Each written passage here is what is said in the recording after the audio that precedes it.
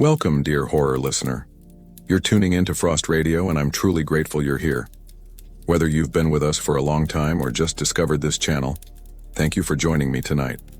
If you enjoy these stories, don't forget to like the video and subscribe. It really helps the channel grow and means more than you know. I'd also love to hear from you in the comments. Share where you're watching from, what brought you here, or even what kind of story you'd like to hear next. Your support means everything, and I appreciate each and every one of you. Now let's get into today's horror story. Snow rattled against the windshield like 1,000 dry bones being poured from the sky. Hank Mercer leaned closer to the steering wheel, squinting through the blur of frost and motion. His 18-wheeler rumbled steadily along the remote Alaskan highway, tires crunching over icy asphalt, headlights cutting 2 narrow tunnels through the night. In the cab, the heater wheezed and the faint hum of old country music dribbled from the radio, though the static almost swallowed it whole. Hank sipped his coffee from a dented thermos, steam briefly fogging the air before vanishing into the dark chill. He was a big man, the kind of frame years of long-haul driving built, broad-shouldered, worn hands, a face cracked with lines from sleepless nights and bad weather. He told himself this was just another run, another lonely stretch of road, though deep down he felt the weight of the miles pressing against his bones. Ahead, a dim, fluorescent glow broke the endless black, one of the last gas stations before the mountain pass. Hank pulled the truck into the gravel lot, headlights sweeping over crooked pumps and a sagging awning whose bulbs flickered in protest against the storm. The building looked like it hadn't been updated since the 70s, the paint peeling, the sign half burnt out. Inside the small office, the air smelled faintly of kerosene and stale cigarettes. A thin man stood behind the counter, pale and hollow-eyed, his expression unreadable. He wore a grease-stained flannel and fingerless gloves, his breath fogging faintly despite the weak heater glowing in the corner. Hank nodded politely while filling his tank, the pump clicking with sluggish resistance. "Quiet night," Hank muttered, his voice muffled under the hiss of snow. The attendant looked at him for a long, uncomfortable moment before replying. "It gets quiet out there," he said, his tone low and flat. "Past the pass, some say too quiet." Hank frowned, tugging his jacket tighter. "What's that supposed to mean?" The man shook his head quickly as though regretting he'd spoken at all. His eyes darted toward the road beyond the pumps. "Just don't linger when the silence starts, that's all." Hank gave a short laugh to hide the unease worming its way into his chest. "I'll keep that in mind." But the attendant didn't laugh, he just stared, his knuckles whitening against the counter. Hank finished filling the tank, climbed back into his cab and pulled out onto the road. In his side mirror he saw the station shrink away, its flickering lights devoured by the snowstorm until only blackness remained. The highway stretched ahead like a vein through the frozen wilderness. Snow whipped against the windshield, drumming softly, a rhythm steady enough to lull him into a half-trance. The road was empty, utterly abandoned, as though he were the last living thing in the world. He switched the radio station, catching only static and garbled voices. He settled for silence, the hum of the engine and the crunch of tires the only sound. The mountains loomed closer, jagged silhouettes against a starless sky.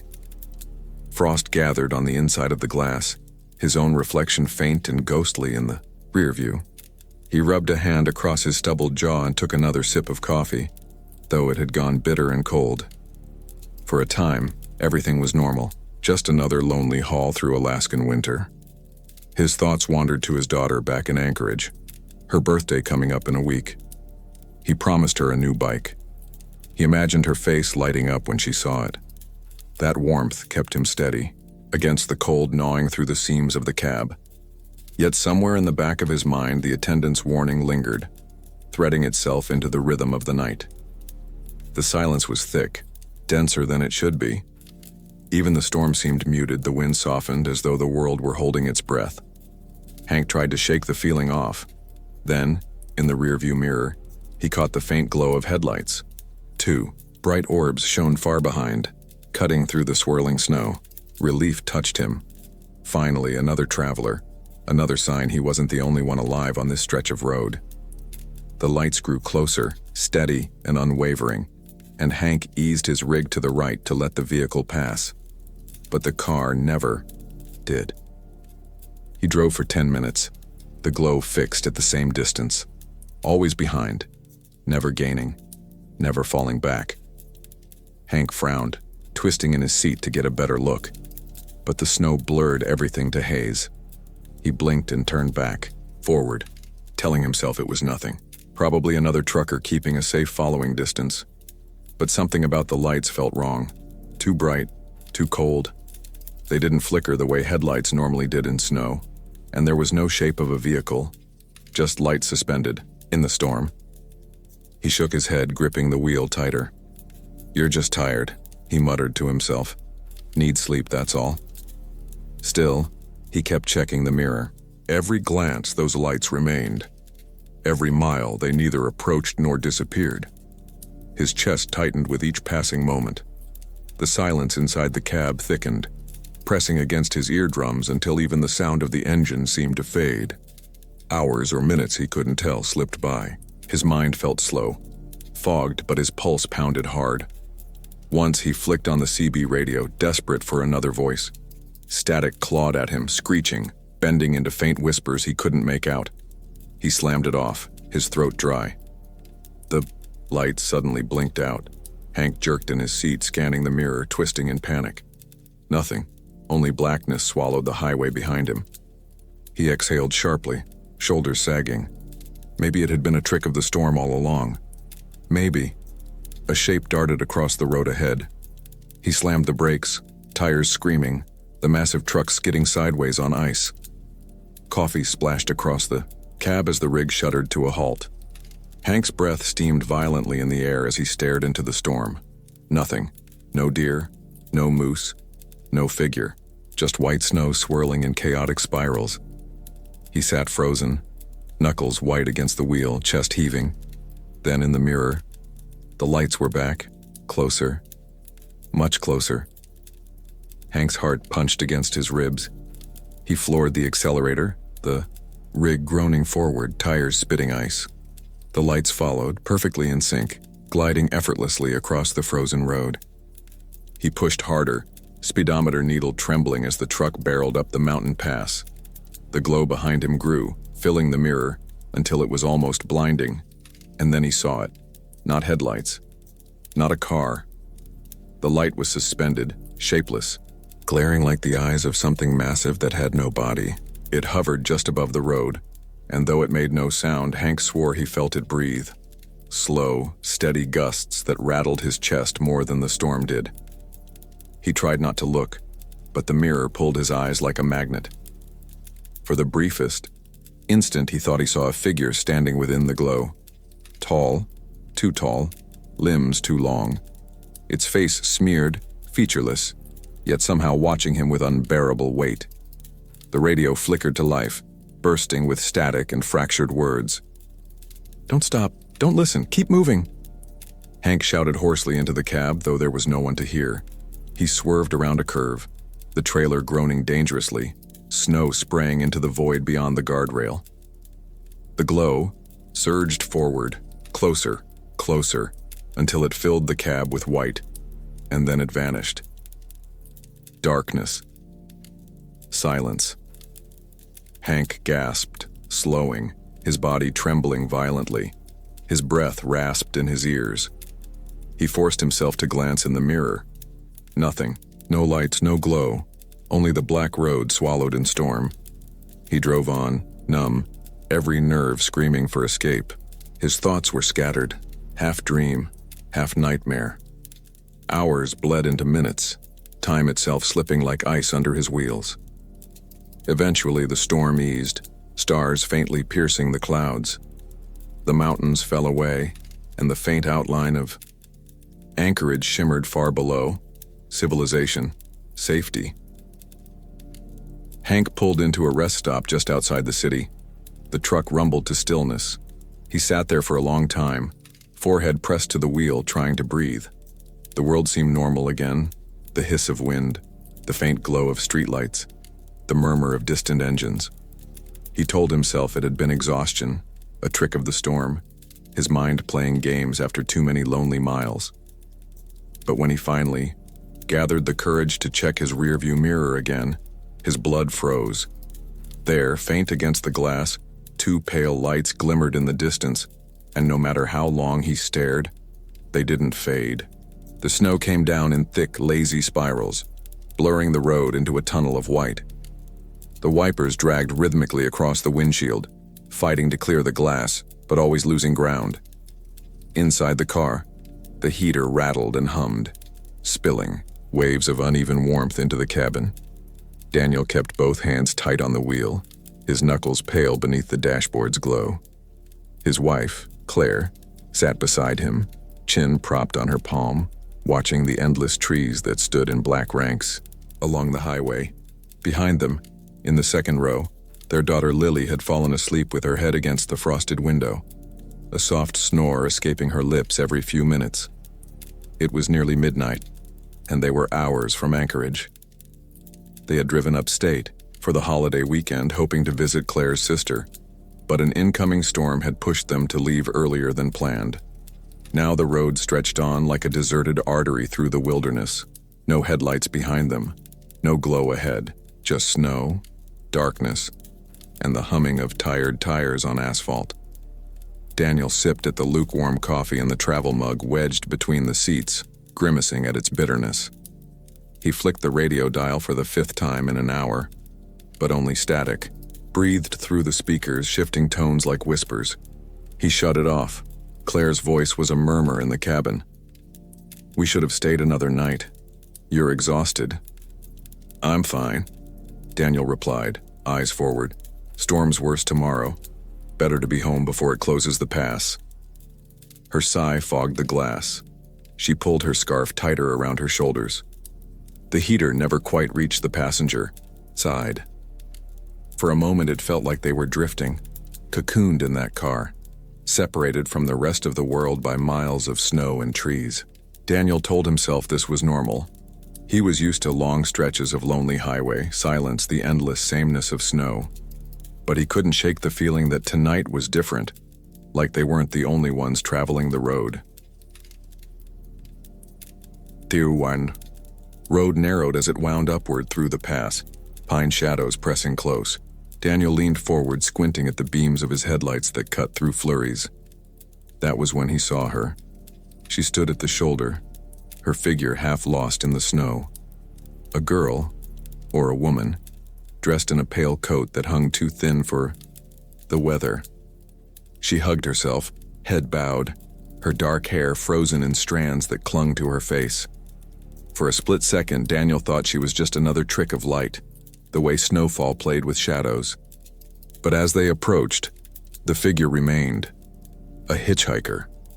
Out here in the middle of nowhere. Daniel slowed instinctively, the tires crunching on the slush. Claire straightened, eyes narrowing. "What are you doing?" "She'll freeze to death. Out here," Daniel muttered. Claire frowned, uncertainty warring with compassion. "It's dangerous. Who hitchhikes in this weather? At this hour?"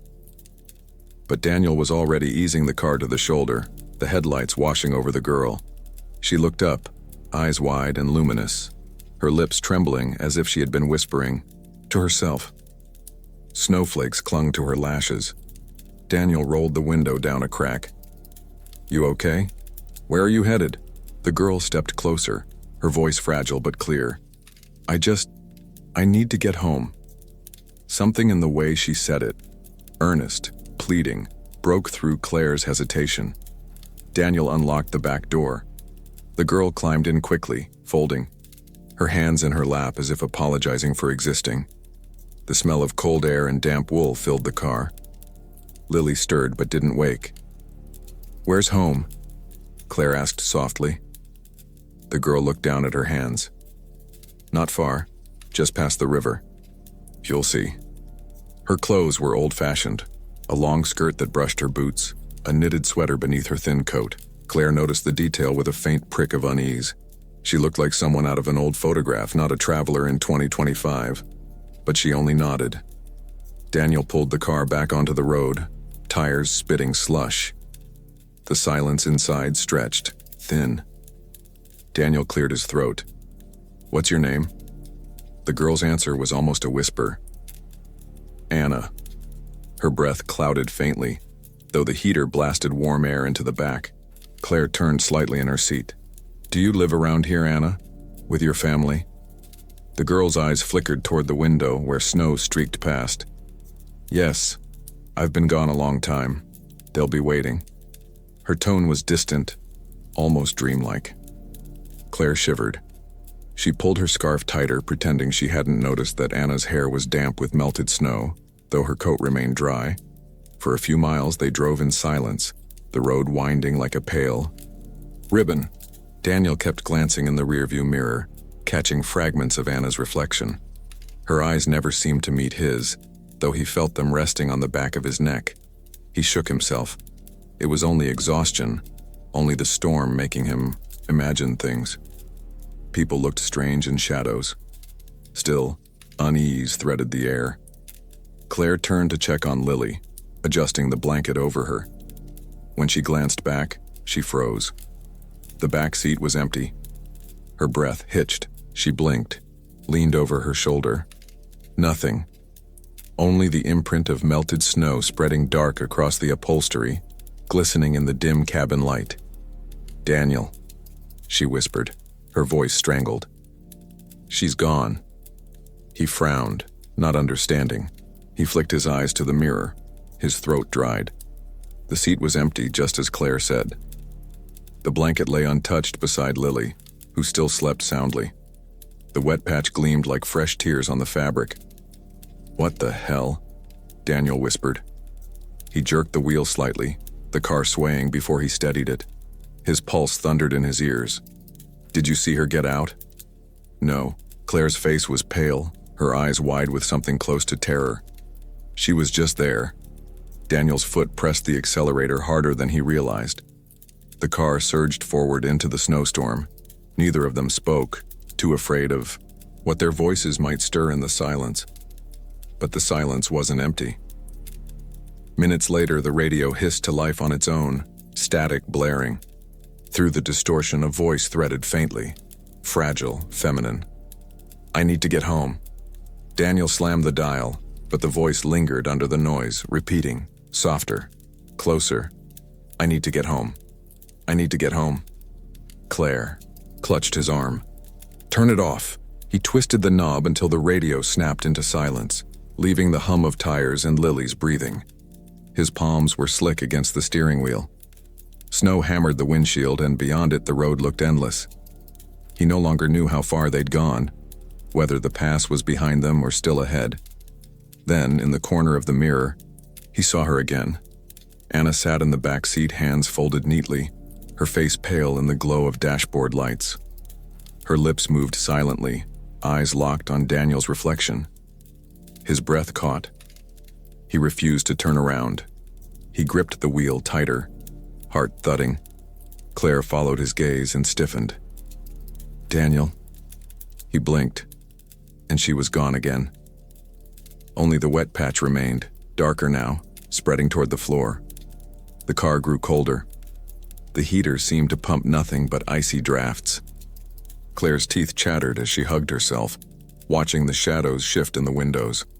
Daniel tried to steady his breath, but every few seconds he caught glimpses of Anna in the mirror, sometimes sitting calmly, sometimes leaning closer, her lips brushing words he couldn't hear. Each time he looked directly, the seat was empty. Crow. Road bent sharply, and Daniel nearly skidded on a patch of black ice. The tires screamed. For a heart-stopping moment, he thought they'd spin off into the forest. He fought the wheel, muscles straining until the car straightened. His pulse crashed like thunder. In that instant, a whisper drifted into his ear from the empty back seat. Almost home, Daniel swore, sweat chilling his skin. Claire was crying, softly now, her face buried in her hands. Lily stirred at the noise but didn't wake. The trees thinned. Ahead, through the curtain of snow, a bridge stretched across a dark river. Its iron rails gleamed faintly, half buried in frost. Anna's voice, no longer a whisper but a chorus, layered and echoing, flooded the car. Home. Home. Home. Daniel's. Vision blurred. His hands shook. He slammed the brakes, the car skidding to a halt just before the bridge. The silence that followed was suffocating. He dared to glance in the mirror. The back seat was empty. But the wet patch had spread entirely across the seat now, dripping to the floor, where droplets of water pooled like footprints. Claire clutched his arm. "Drive, Daniel. Please, just drive." He pressed the accelerator. The car crawled onto the bridge, tires crunching. Midway across, the headlights flickered. For a heartbeat, the world went dark. And in that darkness, Daniel swore he felt the weight of another passenger settling behind him, a cold breath on his neck, a whisper brushing his ear. When the lights returned, the seat was empty again. The bridge gave way to the far shore.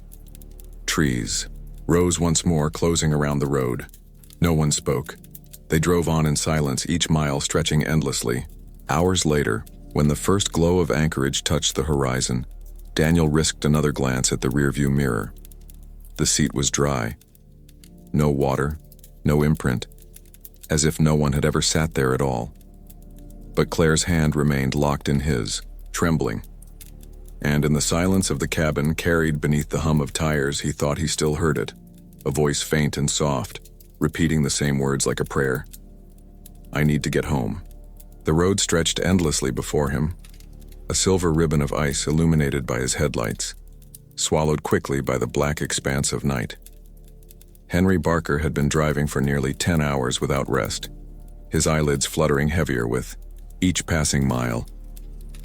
He was alone, as he often was these days, just a man, his truck, and the forgotten backroads of Alaska. His cab smelled faintly of strong coffee and the lingering smoke of cheap cigarettes, though he hadn't lit one in hours. The radio whispered low through static, a late-night blues station just barely reaching him in this frozen wilderness. The heater hummed warmly, though thin lines of frost were beginning to creep in at the corners of the windshield. Snow whipped across the asphalt in little spirals, twisting like dancers in the beams of his headlights. His thermos sat in the cup holder, steam rising in ghostly tendrils from the cap each time he unscrewed it. He took another sip, the bitter liquid grounding him just enough to focus on the curves of the road ahead. Somewhere out there in the white wilderness, a wolf howled faintly, carried on the wind.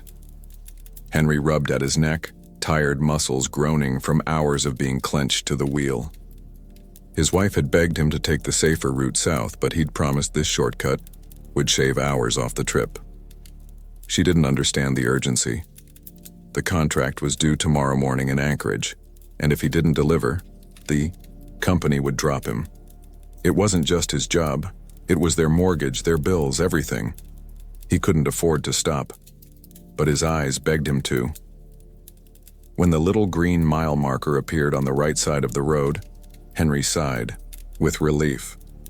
It wasn't a town or even a gas station, but there was a small plowed shoulder ahead just wide enough for a truck to pull over without sliding into a ditch.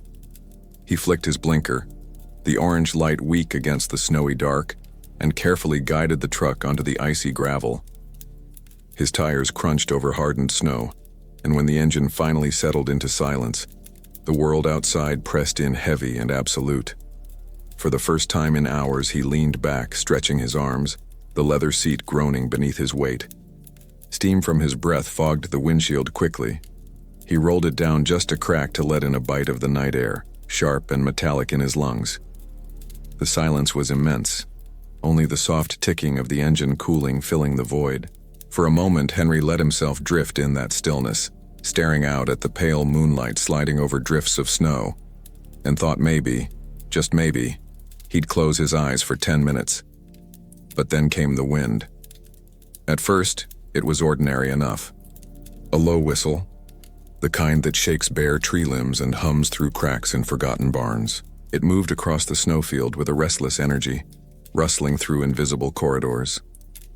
Henry thought little of it. This far north, the wind was constant, always shifting. He pulled his jacket tighter around him and tilted the seat back. The sound, however, began to change. What had been a whistle sharpened, lifted, and curled in pitch until it resembled something almost human, a high keening, faint, like the drawn-out moan of someone calling from far away. His brow furrowed. He sat up straighter, listening. The sound dipped low again, then rose, catching on itself like a throat gasping. It was no longer the voice of the wind. It was the voice of something trapped inside it. Henry shook his head and turned up the radio. Static swallowed the faint blues song, then stuttered and died altogether. The speakers popped, hissing like breath. He smacked the dash. Dead. The cab felt instantly too quiet. And still that strange noise threaded its way through the storm. Long, broken wails, swelling and collapsing, as if dozens of unseen mouths were screaming at once. The hair on his arms prickled despite the heater still blowing warm air. He checked the mirrors, seeing only the white haze of snow swept across the asphalt. He laughed nervously under his breath. "You're tired, Henry." "That's all just the wind." Yet the longer he sat, the clearer it became that there were words hidden in that howl. Not just noise, not just chants. Shapes of syllables rose between gusts, rising in unison before dissolving into the roar. Crying, begging, screaming. The glass of the windshield quivered faintly as if touched by invisible hands. Henry's pulse quickened. He leaned forward, squinting into the storm. "Hello?" He called without meaning to, his own voice trembling in the silence between gusts. No answer came, at least, not in words. The reply was another chorus of screams, loud enough now that his side windows rattled violently, the truck rocking slightly, on its shocks. He fumbled for the ignition, desperate for the reassuring growl of the engine. His fingers slipped once, twice before he jammed the key in. The starter whined, caught, then roared to life. The headlights sliced into the snow, beams bending around the swirling white. The sound outside rose in fury, a howling chorus of agony. That slammed against the truck like fists. And then he heard it, a single distinct impact above his head. A hollow thud on the roof of the cab. His eyes shot upward instinctively, though there was nothing to see but the sagging fabric of the interior ceiling. Another pounding blow followed, then another, as if someone was scrambling across the top of his truck, striking metal with furious, desperate force. Henry's throat went dry. He slammed the truck into gear, tires spitting slush as the vehicle lurched forward. The pounding followed, a rhythm of impacts that matched his acceleration, faster and faster as he pressed harder on the gas. His headlights danced over the curves of the road, shadows leaping with each twist. The cab shook under the repeated blows, the roof denting faintly with each strike. His breathing grew ragged. Every nerve screamed to look up, to crane his head and see through the sunroof he wished he didn't have. But some deeper instinct told him not to, told him that whatever was above, it should not be seen by human eyes. The chorus of screams outside surged, deafening, so loud the steering wheel trembled beneath his grip. He pressed the accelerator until the engine roared, the truck swerving dangerously on black ice. He could hear nails or claws scraping across the roof, dragging long grooves in the metal. The pounding shifted, moving toward the rear, then back toward the front, as though the thing was crawling, circling, deciding where to enter. "Not real, not real," Henry chanted, voice breaking. His hands were slick with sweat despite the freezing air outside. He glanced at the side mirror and nearly swerved off the road. For a split second, just long enough to register, a pale face glared back at him in the glass. Hollow sockets where eyes should have been. A mouth stretched wide, far wider than natural, as if tearing itself open to scream. And then it was gone, swallowed by the blur of snow. Henry cried out and jerked the wheel, tires shrieking as he narrowly avoided sliding into a ditch. The pounding on the roof grew wild, frantic, matching the ragged pounding of his heart. His chest heaved with every breath. He could see nothing but snow, hear nothing but those screams and the metallic torture above his head. And then, as suddenly as it began, it stopped. The silence slammed down harder than the noise ever had. No pounding, no screaming. Only the steady hum of the engine and his own ragged breaths. The road stretched empty and endless ahead of him, serene once more under the pale moonlight. Henry dared a glance upward. The roof of his cab bore faint dents, shallow but undeniable, scattered across the metal like the prints of fists. He swallowed hard, forcing his gaze back to the road. His hands shook uncontrollably on the wheel. For another 20 miles, he drove without daring to slow, headlights carving tunnels of safety through the snow. Each passing shadow threatened to move. Each gust of wind whispered just enough like a voice to set his teeth on edge. But nothing returned. Nothing struck the roof again. When he finally pulled into a gas station at the edge of a small town, his body was trembling with exhaustion and fear. The attendant eyed him curiously as Henry staggered out, glancing nervously at the top of his truck. "You all right, buddy?" the man asked, frowning. Henry opened his mouth, then closed it again. What could he say? That the wind had screamed at him? That something had been on his roof trying to claw its way in? He forced a tight smile. Yeah, just the wind. But as he turned back toward his truck, his stomach dropped. There, streaked across the frost of his roof, were 5 long parallel grooves, deep, blackened, etched straight into the metal, as though something with inhuman hands had clung there for miles. Henry looked away quickly, but the sound still echoed faintly in his memory. The screaming wind, carrying voices that were not wind at all. He never drove that route again. And yet sometimes on quiet nights when the world is still and the air cuts cold against the skin, Henry swears he hears it again. The cries rising, syllables twisted in the storm, calling from just beyond the glass. He prays it is only memory. But the question claws at him still. What if the thing on his roof never left at all? The night was bitter, the kind that clung to the bones no matter how high the heater was turned. Nate tightened his grip on the steering wheel, his gloved hands flexing as the tires hummed against the frozen asphalt. Beside him, Chris balanced, a styrofoam cup of coffee, steam fogging the passenger window where he had been tracing little doodles in the condensation. The two of them had been driving for hours, cutting through the lonely heart of Alaska's winter wilderness, where the forests pressed tight on either side, and the mountains seemed to lean closer with every mile. They had stopped earlier, at a half-lit gas station, the kind that looked abandoned until you saw the flicker of fluorescent bulbs and the old man at the counter with eyes too sharp for his age. He'd muttered about the pass as they'd fueled up, as if the road itself carried weight.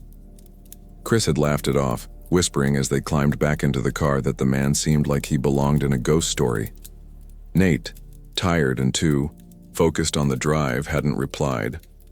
But now the memory of those words sat heavier than he'd admit, layered beneath the steady thrum of the car's engine and the classic rock station hissing softly through static. The windshield wipers squeaked across the glass, fighting the fine mist of snow that drifted across their path. The world outside was hushed, smothered under blankets of ice and shadow. From the driver's seat, Nate could see his own reflection in the windshield, pale and drawn, caught in the glow of the headlights. Chris hummed along to the music, sipping his coffee, legs tucked up like he was trying to make himself smaller against the cold. For a brief moment, it all felt simple, almost comforting.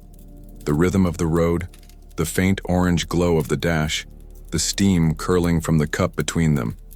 They had fallen into the lull of the journey, the sameness of endless miles, when Chris broke the silence. "You know the story, right?" he asked, still watching the snow streaking past. "About this stretch of road, the one they call the Cursed Pass?" Nate sighed, half a smile on his lips. "You mean the kind of story the old guy at the gas station would tell?" Chris chuckled. "Exactly.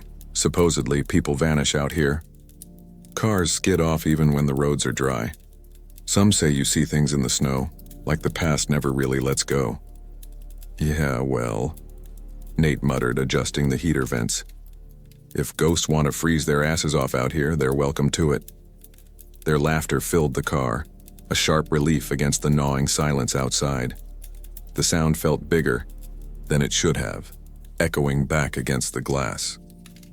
Nate pressed the gas a little harder, leaning into the curve of the pass, headlights carving their way through the darkness.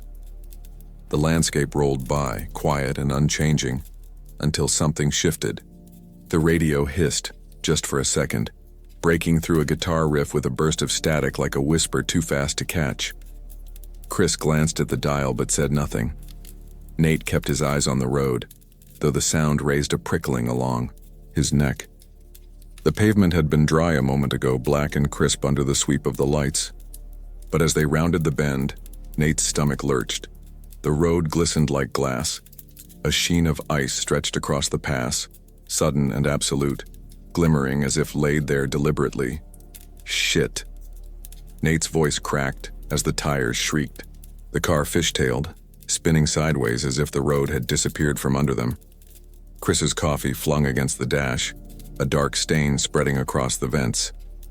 The headlight swung wildly, cutting across the towering pines, dizzying until the world righted itself with a violent jerk. They skidded to a stop at the shoulder, hearts pounding, breath fogging the air inside the car. Nate's knuckles were white against the wheel.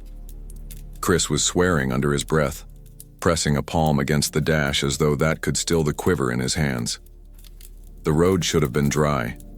They had both seen it, crisp black under the weak glow of the moonlight, then suddenly transformed into a slick mirror of ice.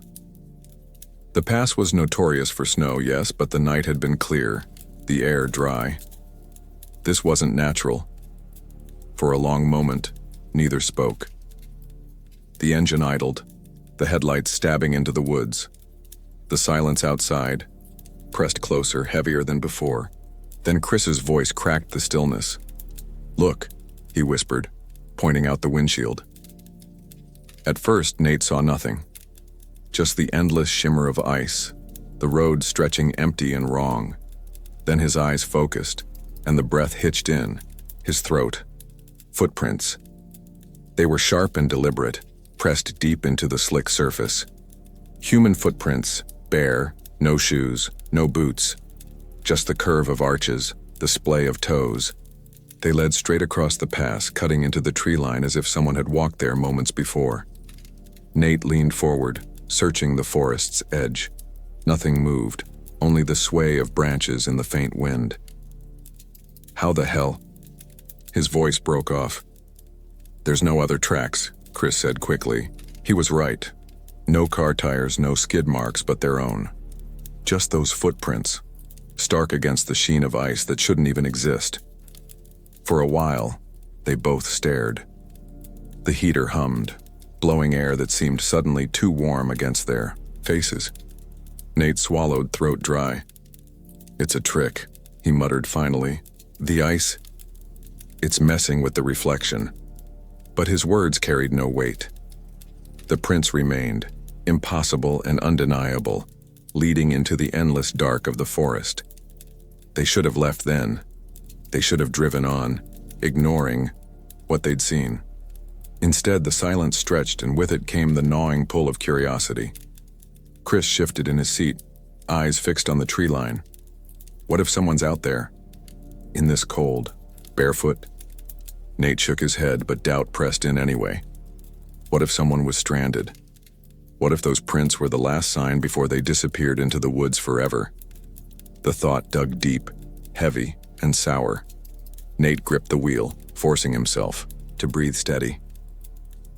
The radio hissed again, faint, carrying what almost sounded like a word before it dissolved back into static. Something was wrong on this road. The cursed pass, the old man's eyes at the gas station, the sudden black ice that shouldn't exist. And now footprints where no one should walk. The forest loomed ahead, waiting. The engine's low hum was the only sound keeping Thomas company as the night pressed in around his truck. He'd been on the road for hours, hauling timber down the long stretch of the Dalton Highway, a route most men avoided once the snow began to fall heavy. His cab smelled faintly of diesel, coffee, and pine sawdust that clung stubbornly to his clothes. On the dashboard, a half-empty thermos rattled against loose change whenever he hit a bump. The heater pushed out warmth that fogged the lower corners of the windshield, but still his fingers brushed the vent for reassurance as though coaxing more heat from the machine. He was glad he wasn't alone tonight. Up ahead, 3 vehicles rolled, steadily in formation, 2 rigs and what looked like a pickup. Their red taillights blinked softly in the fog, pulsing in unison like the beat of a heart. He'd caught them hours earlier near a gas stop in Coldfoot, falling in behind them with quiet gratitude. The Dalton had a way of swallowing men whole if they drove it alone too long. But with those lights ahead, glowing dots tethering him to other travelers, the road felt less like a maw and more like a tunnel leading somewhere safe.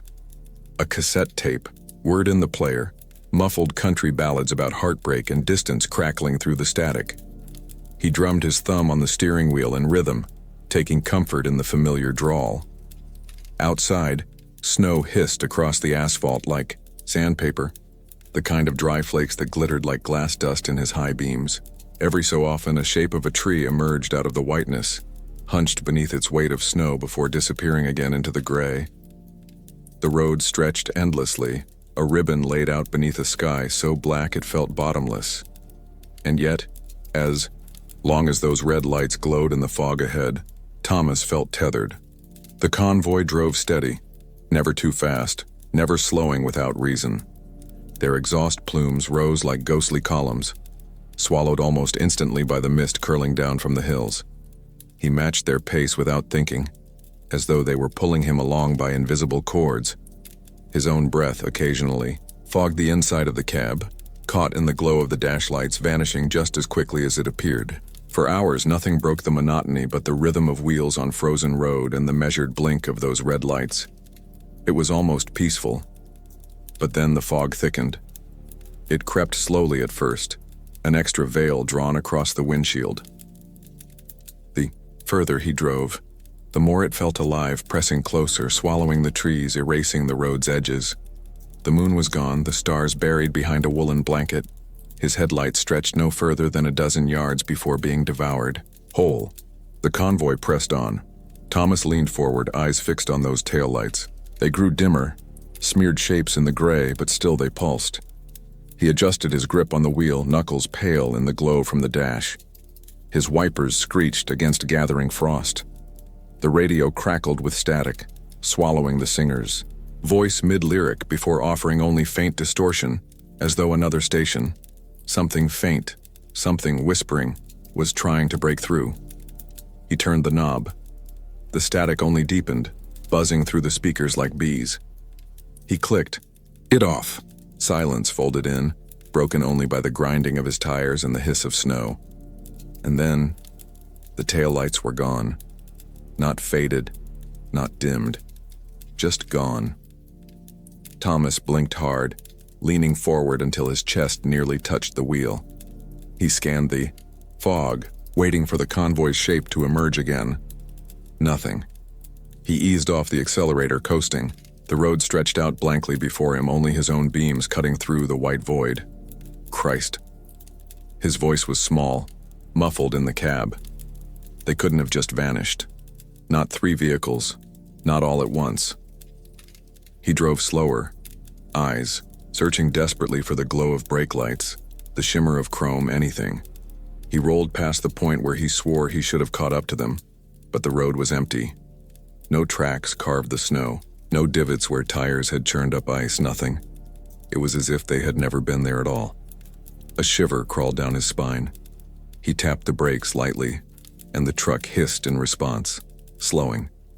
His eyes darted to the mirrors, but the fog clung too thickly to reveal anything beyond a pale halo of his own lights. He reached for the CB mic out of habit, thumb pressing down the button. Convoy ahead. You boys got your ears on? This is Timberline 2. Static. He clicked it again. Anyone up ahead, copy? The radio hissed, a faint crackle, then silence. He exhaled slowly, pulse drumming harder now. His hand dropped the mic, fingers trembling just enough to make the cord sway. He pressed back on the accelerator, letting the truck pick up speed again. But he couldn't shake it. The utter emptiness of the road where just moments before 3 whole vehicles had been. As the minutes dragged on, the unease thickened. Every sound seemed sharper. The clank of loose chains against the trailer, the faint rattle in the glove box, the whine of the engine fighting the grade. He found himself glancing in the mirrors again and again, half expecting headlights to bloom. Suddenly behind him, or worse, to catch a shape moving in the fog that wasn't a car at all. At one point, the radio clicked alive on its own. Just a short burst of sound. A crackle, then something like a whisper so faint it could have been static. Thomas's hand darted for the dial, snapping it off. He swore under his breath, glancing at the empty road once more. The fog pressed tighter, the world outside collapsing into a circle no larger than his beams. Snow whispered across the glass. Every muscle in his body tensed, as though bracing for something to emerge from that whiteness. A figure, a wreck, anything. But nothing came. Then, in the corner of his eye, a flicker. A red glow. Faint. Pulsing. His heart leapt, relief flooding him as he leaned forward. The taillights, they were back. But no, not quite. They hovered further than they should, two glowing dots suspended in the mist. He pressed the accelerator, the engine growling as he tried to close the distance. The lights didn't grow nearer. They simply floated ahead, unwavering. He frowned, sweat beating cold on his temple. He pressed harder. The truck shuddered, speed climbing. Still, the lights never came closer. And then, impossibly, they began to rise. Up, higher, drifting into the mist until they were above the tree line. Two perfect glowing dots burning through the fog like eyes. Thomas slammed the brakes, his rig screeching, tires grinding against the icy road. His chest hit the wheel, breath knocked out of him. He stared through the glass, heart thundering, so hard he thought it might split. The lights blinked out. The road was empty again. Silence pressed in, louder than the brake's echo still ringing in his ears. He swallowed hard, lungs stuttering as if the air itself had thickened. And then came the sound. Not from the radio, not from the engine, from the fog itself. A low rolling hum, like tires on distant pavement, like engines droning in unison. The sound of a convoy. He twisted in his seat, eyes darting to the mirrors. Nothing. He looked forward. Still nothing. But the sound grew louder, surrounding him. Engines he couldn't see thrumming all around. Thomas clutched the wheel so tight his nails dug into the leather. His breath fogged the cab. The hum grew into a roar, passing unseen on both sides of him, rushing like a tide. For one fractured second, he swore he saw shapes, dark, hulking silhouettes, sliding past in the mist just beyond his beams, and then silence again. The road was his alone. He sat frozen, breath sawing in and out, the heater whirring, wipers scraping, his own pulse thundering in his ears. Finally, he forced the truck forward, gears grinding as he coaxed it back into motion. Each mile stretched like a year, each curve of the road an ache in his chest. The fog began to thin, stars breaking through above, trees re-emerging like phantoms retreating. But the road remained empty. No convoy, no tracks. Hours later, when the sky paled to the bruised light of morning, Thomas pulled into a station near Fairbanks. He stepped out, boots crunching in the snow, legs trembling beneath his weight. His eyes scanned the lot, desperate to find the other trucks, the pickup, the rigs. There was nothing. The attendant eyed him strangely as he stumbled inside, pouring coffee with hands that still shook. "You okay, driver? You look like you seen a ghost." Thomas tried to answer but found no words. Later, when he stepped back out into the cold morning light, he saw something in the fresh snow that stopped him dead. Across the lot, a line of tire tracks stretched toward the highway, deep, wide, unmistakably belonging to 3 heavy vehicles. But halfway across the asphalt, they simply stopped. Not faded, not buried, stopped, like the road had swallowed them whole. Thomas stood there, steam rising from his cup, eyes locked on the impossible. And in the distance, beneath the low hum of the wind, he thought, just for a moment, he heard it again. Engines. A convoy moving through the fog. But when he turned, the road was empty. The windshield wipers scraped rhythmically across the glass, pushing away thick layers of sleet that clung stubbornly to the truck's front. Thomas Hale leaned forward in his seat, his broad shoulders hunched against the steering wheel as though he could force the road ahead to reveal itself faster. He'd been driving since morning, hauling a load of medical supplies from Anchorage to a clinic 3 towns east of Fairbanks. What should have been a smooth 12-hour run had turned into a crawl, thanks to the early storm that had swept down from the mountains, blanketing the Alaskan highway in ice and fog. The heater rattled weakly, blowing air that never seemed warm enough, so Thomas nursed a battered thermos of black coffee balanced between his knees. He hummed under his breath, half in rhythm with the wheels crunching snow, half with the static-filled hum of the old FM radio perched in the dash. Music had been his one constant companion over the years. Old blues cassettes, late-night AM chatter, local folk stations when he could find them. Tonight the static was all he had.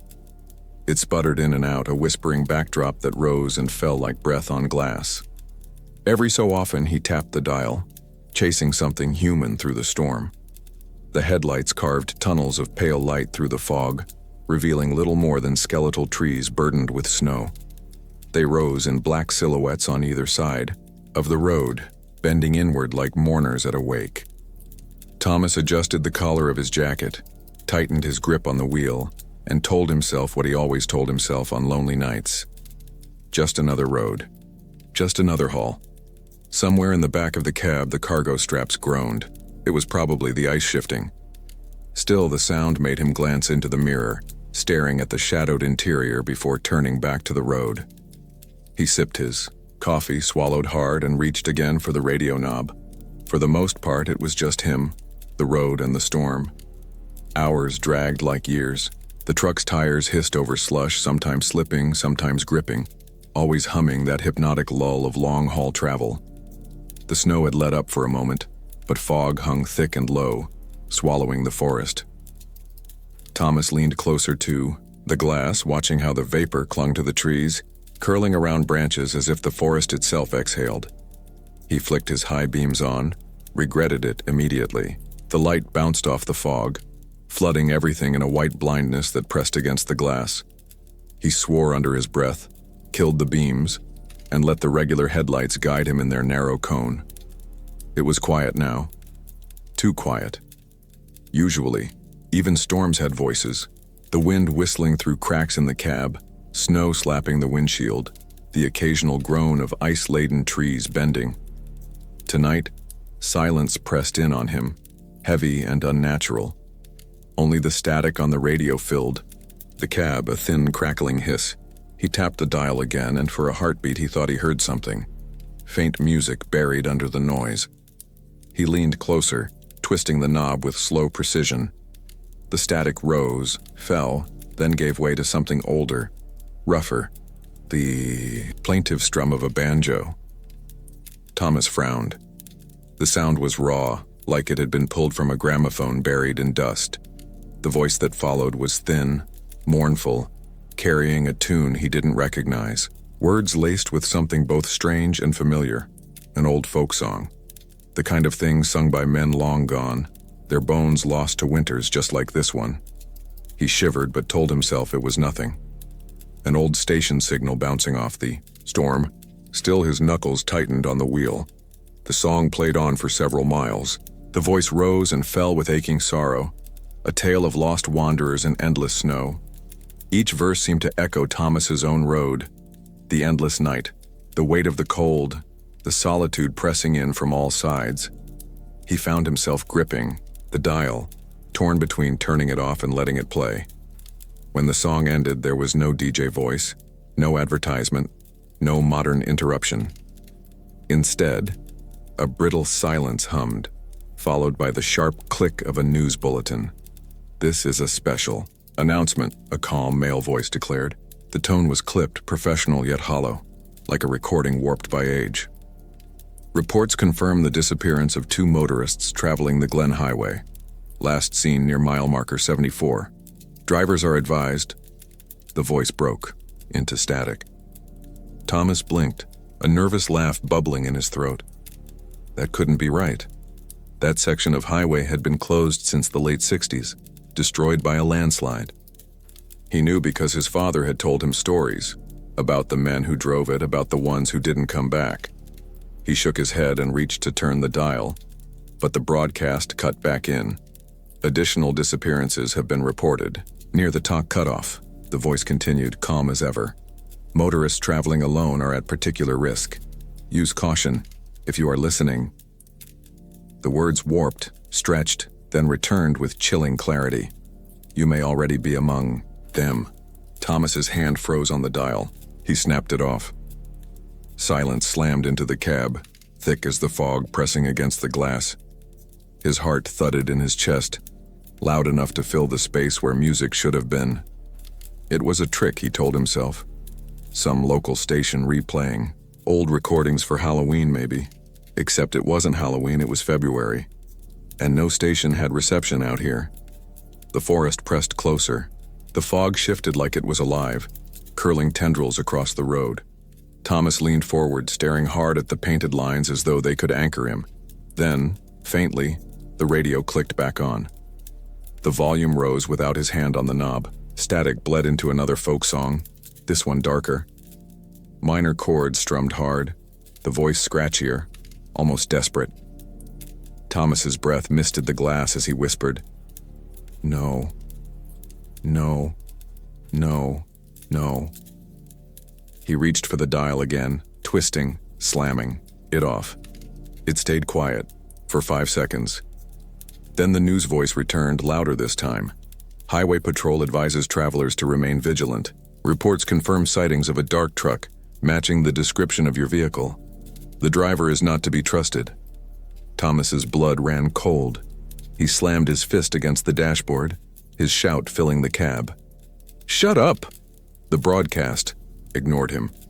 "If you are listening, you are next." The lights flickered. Something moved in the fog.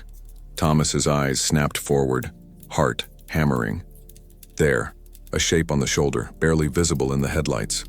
A person standing still, their outline blurred by mist. He slammed the brakes, the truck skidding on ice, tires shrieking. The thermos spilled, black coffee streaking across the floor. The figure didn't move, just stood, watching. The headlights cut across them, and for a split second Thomas swore he saw details. A man in old clothes, coat frayed, face shadowed beneath a wide-brimmed hat. His skin looked gray, stretched thin, lips unmoving though a faint hum, like a radio voice echoed through the cab. Then the fog swallowed him. The truck sat idling, exhaust curling into the night. Thomas's breath came fast, white and panicked. He gripped the wheel, forced his foot back on the gas and drove. The radio clicked on again. This time it was laughter. Low, broken laughter, as though someone far away had leaned too close to the microphone. Every mile was worse. The fog thickened until it felt like he drove underwater. Shadows flitted between trees, always vanishing when he tried to focus. The radio cycled between songs and bulletins, each one older, stranger. A woman found frozen, still gripping the steering wheel. No remains were ever recovered. Highway swallowed them whole. Each report felt like a nail in his chest. He slapped the radio, unplugged the wires, even ripped the fuse out. None of it mattered. The voice kept coming, seeping, from the speakers like blood through cloth. At mile marker 90, the headlights revealed another figure. This one closer, standing directly in the road. Thomas swerved hard, the truck fishtailing across ice. Cargo straps screamed in the back as boxes shifted. He fought the wheel, heart pounding. The figure didn't move. He glanced in the mirror. Nothing was there. And yet, when he looked back, someone sat in the passenger seat. A man, hat shadowing his eyes, lips curved in a stiff, unnatural smile. His skin sagged pale and lifeless, but his eyes, his eyes gleamed with static white noise hissing faintly as he turned to stare. "You're next," the voice whispered. Not from the radio this time. From the thing beside him. Thomas swerved again, screaming, slamming the brakes until the truck skidded sideways, nearly toppling. When the vehicle groaned to a stop, the seat was empty. The forest pressed in, silent. The rest of the night blurred into madness. Sometimes he drove with both hands white-knuckled on the wheel, muttering prayers he hadn't said since childhood. Sometimes he thought he saw faces in the trees, hollow-eyed men and women, their mouths moving in silent hymns that matched the radio songs.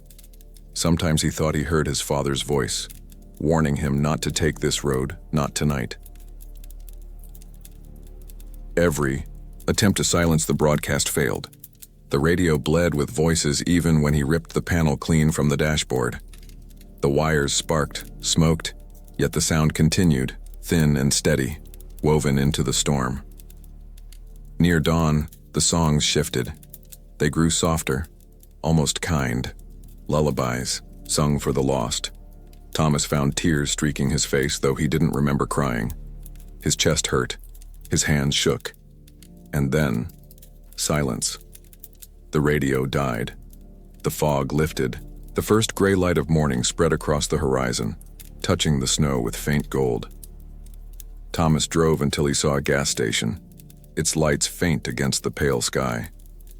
He pulled in, stumbled from the cab, and leaned against the cold metal pump. His breath came ragged, his hands trembling so badly he dropped the nozzle twice. Inside, the clerk looked up with tired eyes. "Rough night?" Thomas nodded, unable to speak. The clerk frowned, tilting his head. "You okay, man? You look like you've seen a ghost." Thomas forced a laugh, hollow and dry. "Radio trouble," he muttered. The clerk chuckled. "Radio trouble? Out here? There hasn't been a station on that frequency in, 30 years?" He shook his head, turned back to his newspaper. Thomas stared at him, blood draining from his face. The headline stared back, crisp black letters above a grainy photo. "Motorist vanishes on Glen Highway. Last seen alone." His coffee-stained hands shook harder.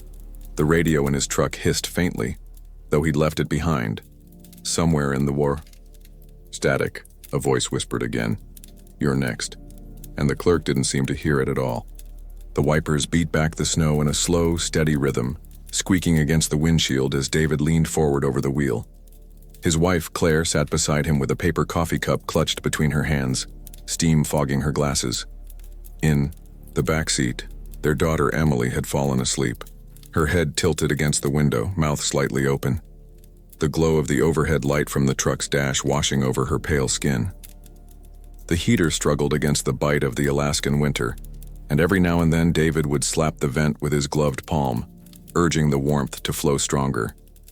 The highway stretched into endless white, illuminated only by the truck's twin beams. Snowflakes streaked through the light like falling needles, the storm swallowing the world beyond their little bubble of steel and glass. A sign had flashed past 10 miles ago. Last services 40 miles. That had been hours earlier, or at least it felt like hours.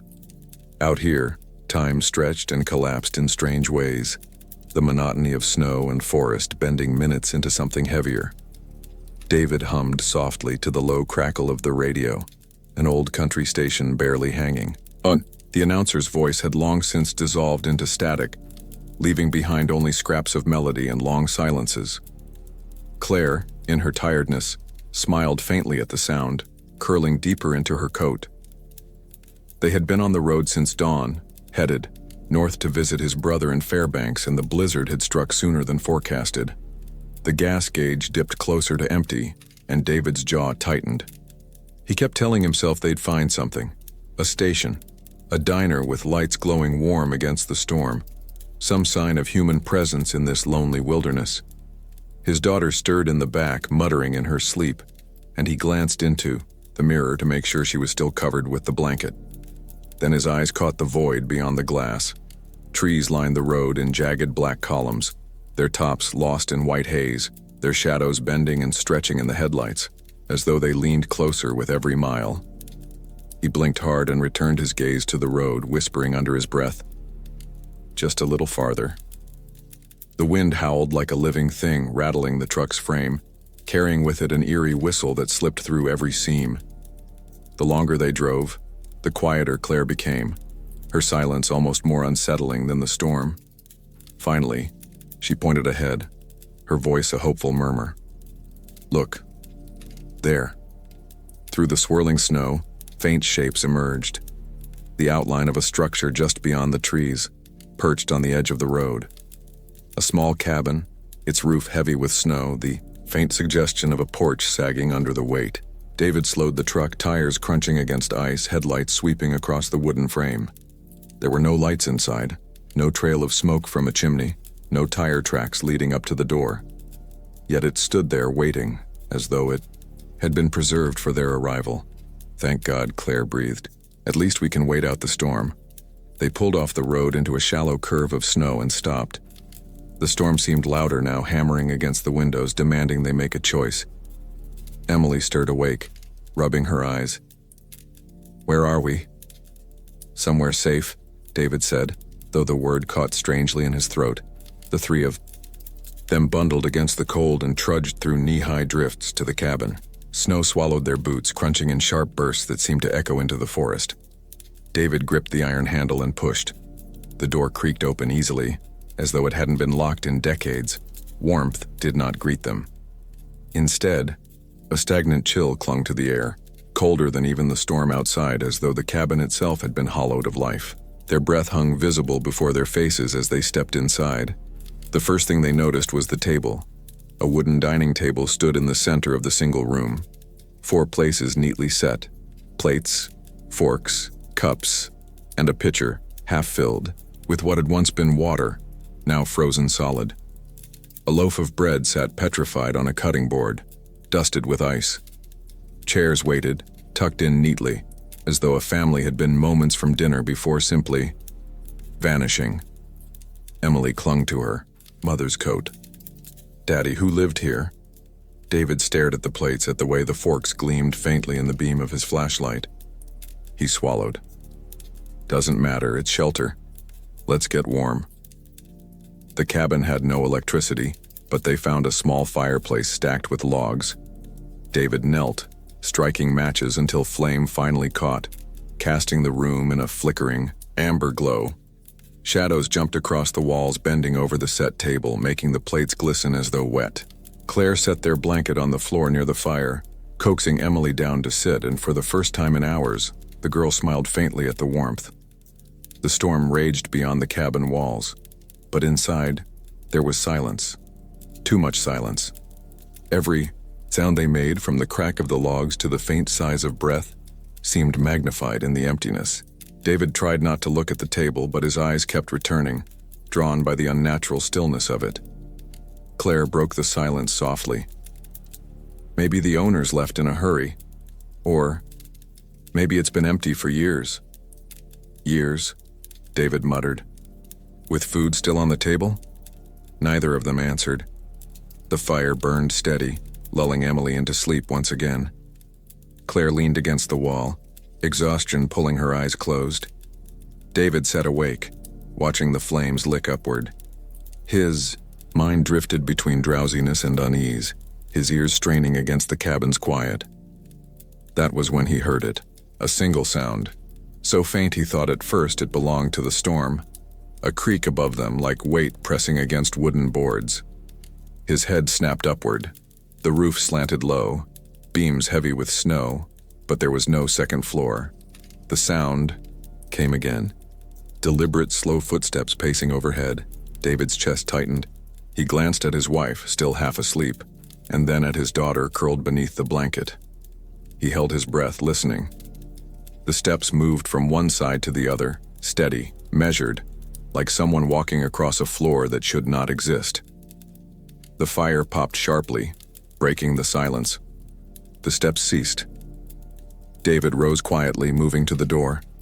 He opened it just enough to let the storm's howl inside, snow lashing across the threshold.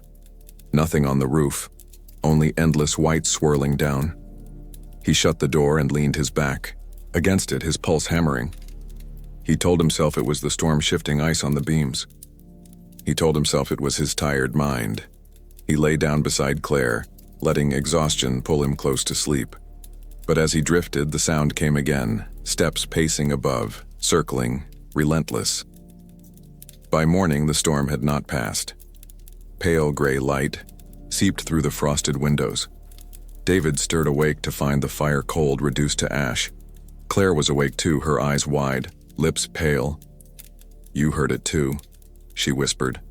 He nodded slowly. Emily stirred, rubbing her eyes. "What's wrong?" "Nothing, sweetheart," Claire said quickly, stroking her hair. But her hand trembled. They ate what little food they had, silence pressing between them. When David stepped outside to check the truck, he froze. Snow had drifted high against the wheels. But what chilled him was not the storm. There were footprints leading from the cabin porch into the woods. Bare feet, deep and unmistakable, disappearing into the trees. He returned inside, refusing to tell Claire or Emily what he'd seen. Better not to plant fear. Better to believe his own eyes had been mistaken. Yet that night, when the fire burned low, the steps came again. This time louder, sharper. Something scraped along the beams above, dragging like fingernails against wood. The plates on the table trembled faintly, cups rattling. Emily whimpered in her sleep, twisting under the blanket. Claire's hand found David's, gripping hard. "We need to leave," she hissed. In the storm? Better the storm than this. But the storm had only grown worse. The windows howled with icy wind, snow plastering against the glass, the truck invisible beyond the curtain of white. They were trapped. The steps above grew frenzied, pacing faster, circling until they stopped abruptly. Silence crashed down. And then, knock. 3 slow knocks against the cabin door. The fire guttered, casting the plates into shadow, their shapes warped into gaping mouths in the flicker. Emily sat upright, eyes wide, whispering, "Daddy, someone's outside." David rose, heart pounding, and edged toward the door. He placed his ear against it. Nothing but the scream of the wind. He unlatched the handle and pulled it open a crack. Empty. Only snow swirling, the porch buried. And then he saw them, on the table. Beaky. Plates were no longer empty. Steam curled upward from fresh food, meat glistening, bread warm, water unfrozen. The chairs pulled back as though waiting for them. David staggered back, slamming the door. Claire clutched Emily tight, tears streaking her face. "We have to go," she said again, voice cracking. The footsteps resumed, this time descending. Down the beams, into the walls, into the floor itself, heavy, human, impossibly close. The fire died with a hiss, plunging the cabin into darkness. What happened in the final hours none of them could describe the same way. Shadows pressed from every corner. The sound of breathing that wasn't theirs filled the room, and something cold brushed across Emily's cheek. She screamed, and David tore open the door, dragging them into the storm. Snow swallowed them instantly, blinding, searing against their skin. Behind them, the cabin's windows glowed faintly with firelight, though they had left the hearth cold. Figures moved inside, seated at the table, eating silently, heads turning toward the door. They stumbled through the drifts, finding the truck by blind luck, scraping ice from the windshield with frozen fingers. The engine coughed, stuttered, then roared to life. Tires spun, caught, and they lurched onto the road. In the mirror, the cabin shrank into the white, its door swinging wide, shadows spilling onto the porch as though watching them flee. For hours, they drove in silence, snow clawing against the windows. Only when the storm began to ease did Claire speak, her voice raw. "David, that cabin, you saw it, didn't you?" He gripped the wheel, knuckles white. "We're not talking about it." "But we never saw it. Do you understand?" Emily whimpered in the back, half asleep. "The people at the table," she murmured. "They were waiting for us." No one answered. When they finally reached Fairbanks, the snow was just beginning to clear. They found gas, warmth, safety. Yet when David asked locals about the stretch of road, about the cabin that stood by the forest, every person shook their head. "There hasn't been a cabin out there for 40 years, one man told him. "Burned down with the family still, inside. No one goes near those woods anymore." David forced a smile and thanked him, but his stomach turned hollow. That night, when he lay in bed, safe under a roof with his family breathing beside him, he closed his eyes and heard it again. A single step creaking somewhere above. Snow came down in thick, heavy curtains, swallowing the 2-lane Alaskan highway in a ghostly blur of white. The wipers fought a losing battle against the frost and slush, their steady rhythm mixing with the low hum of the diesel engine. Inside, the cab. Earl Kincaid leaned forward, knuckles white on the steering wheel, a paper cup of truck stop coffee steaming in the holder beside him. His eyes flicked between the road and the time glowing on the dashboard. 2:17 a.m. Another night. Run another lonely haul. He was hauling timber out of Anchorage, bound for Fairbanks by dawn. He'd driven this route 100 times before, knew every mile marker and curve, but in the winter storms it always felt like new territory, as if the land itself rearranged in the darkness. His heater coughed uneven warmth, and the cabin smelled, faintly of old coffee, motor oil and his faded pine-scented air freshener dangling from the mirror. The radio spat static, then settled into a country song muffled beneath the storm's howl. Earl rubbed his tired eyes.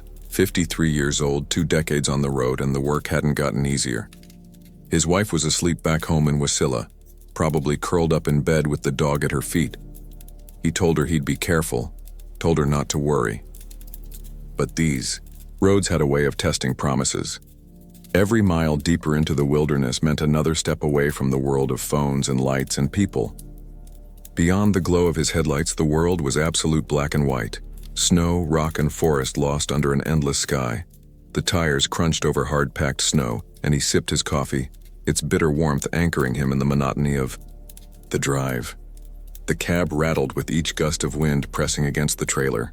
Earl found himself humming along to the radio, just a man alone with his rig, braving another winter night in Alaska. He had no reason to think this run would be any different. No reason to believe that something was watching from the ridge above, waiting for him to notice.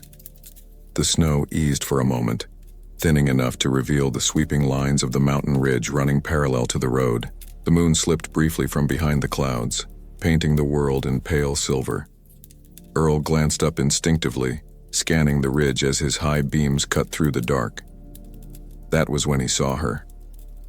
At first, he thought it was just a drift of snow catching the light strangely, a trick of the storm. But then he blinked and the shape resolved.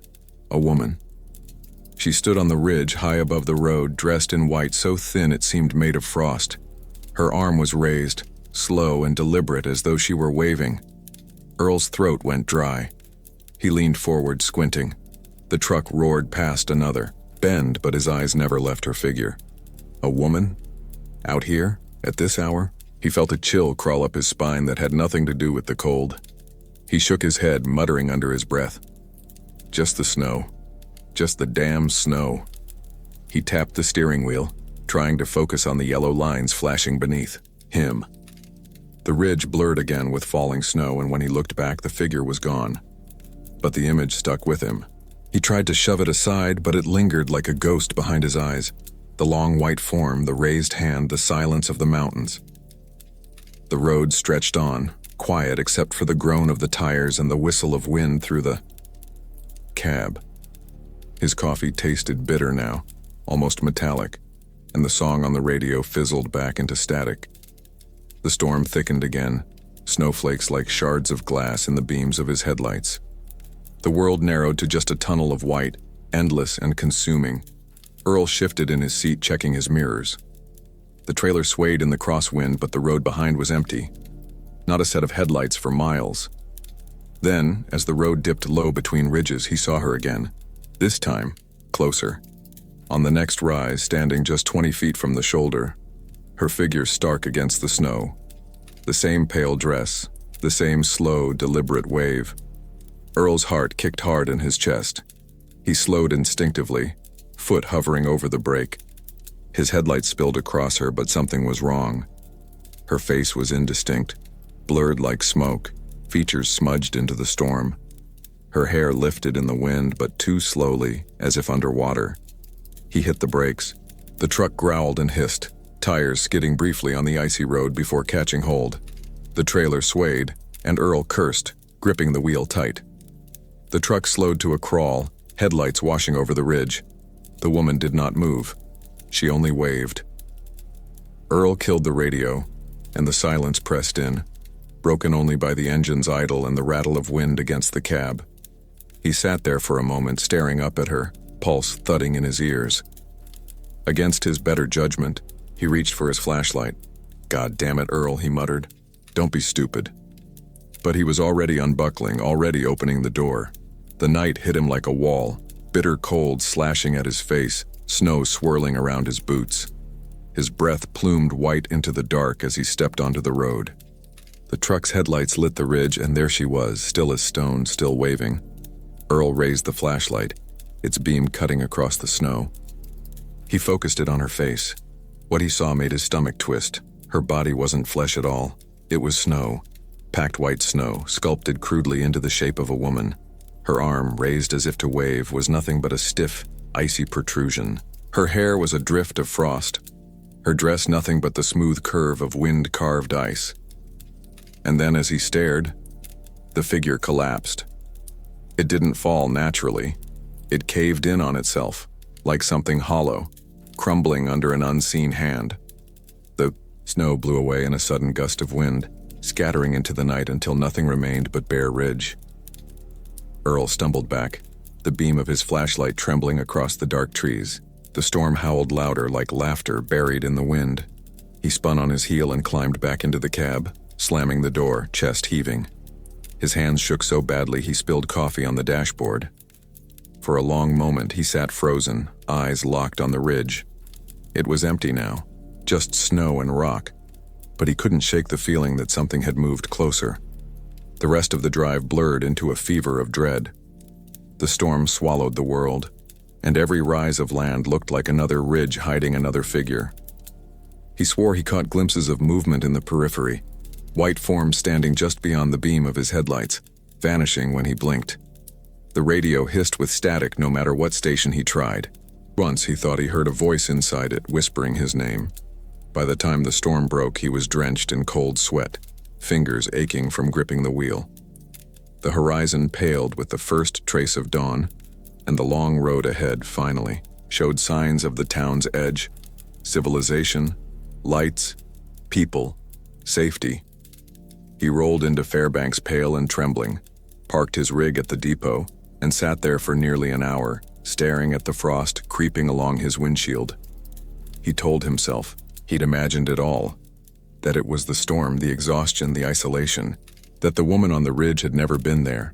But sometimes, late at night, when the roads are empty and the snow comes down heavy, Earl swears he sees her again. Always on the ridge, always waving, and each time she's a little closer. Snow came down in steady sheets, veiling the world in a silvery hush that seemed almost holy if not for the loneliness of it.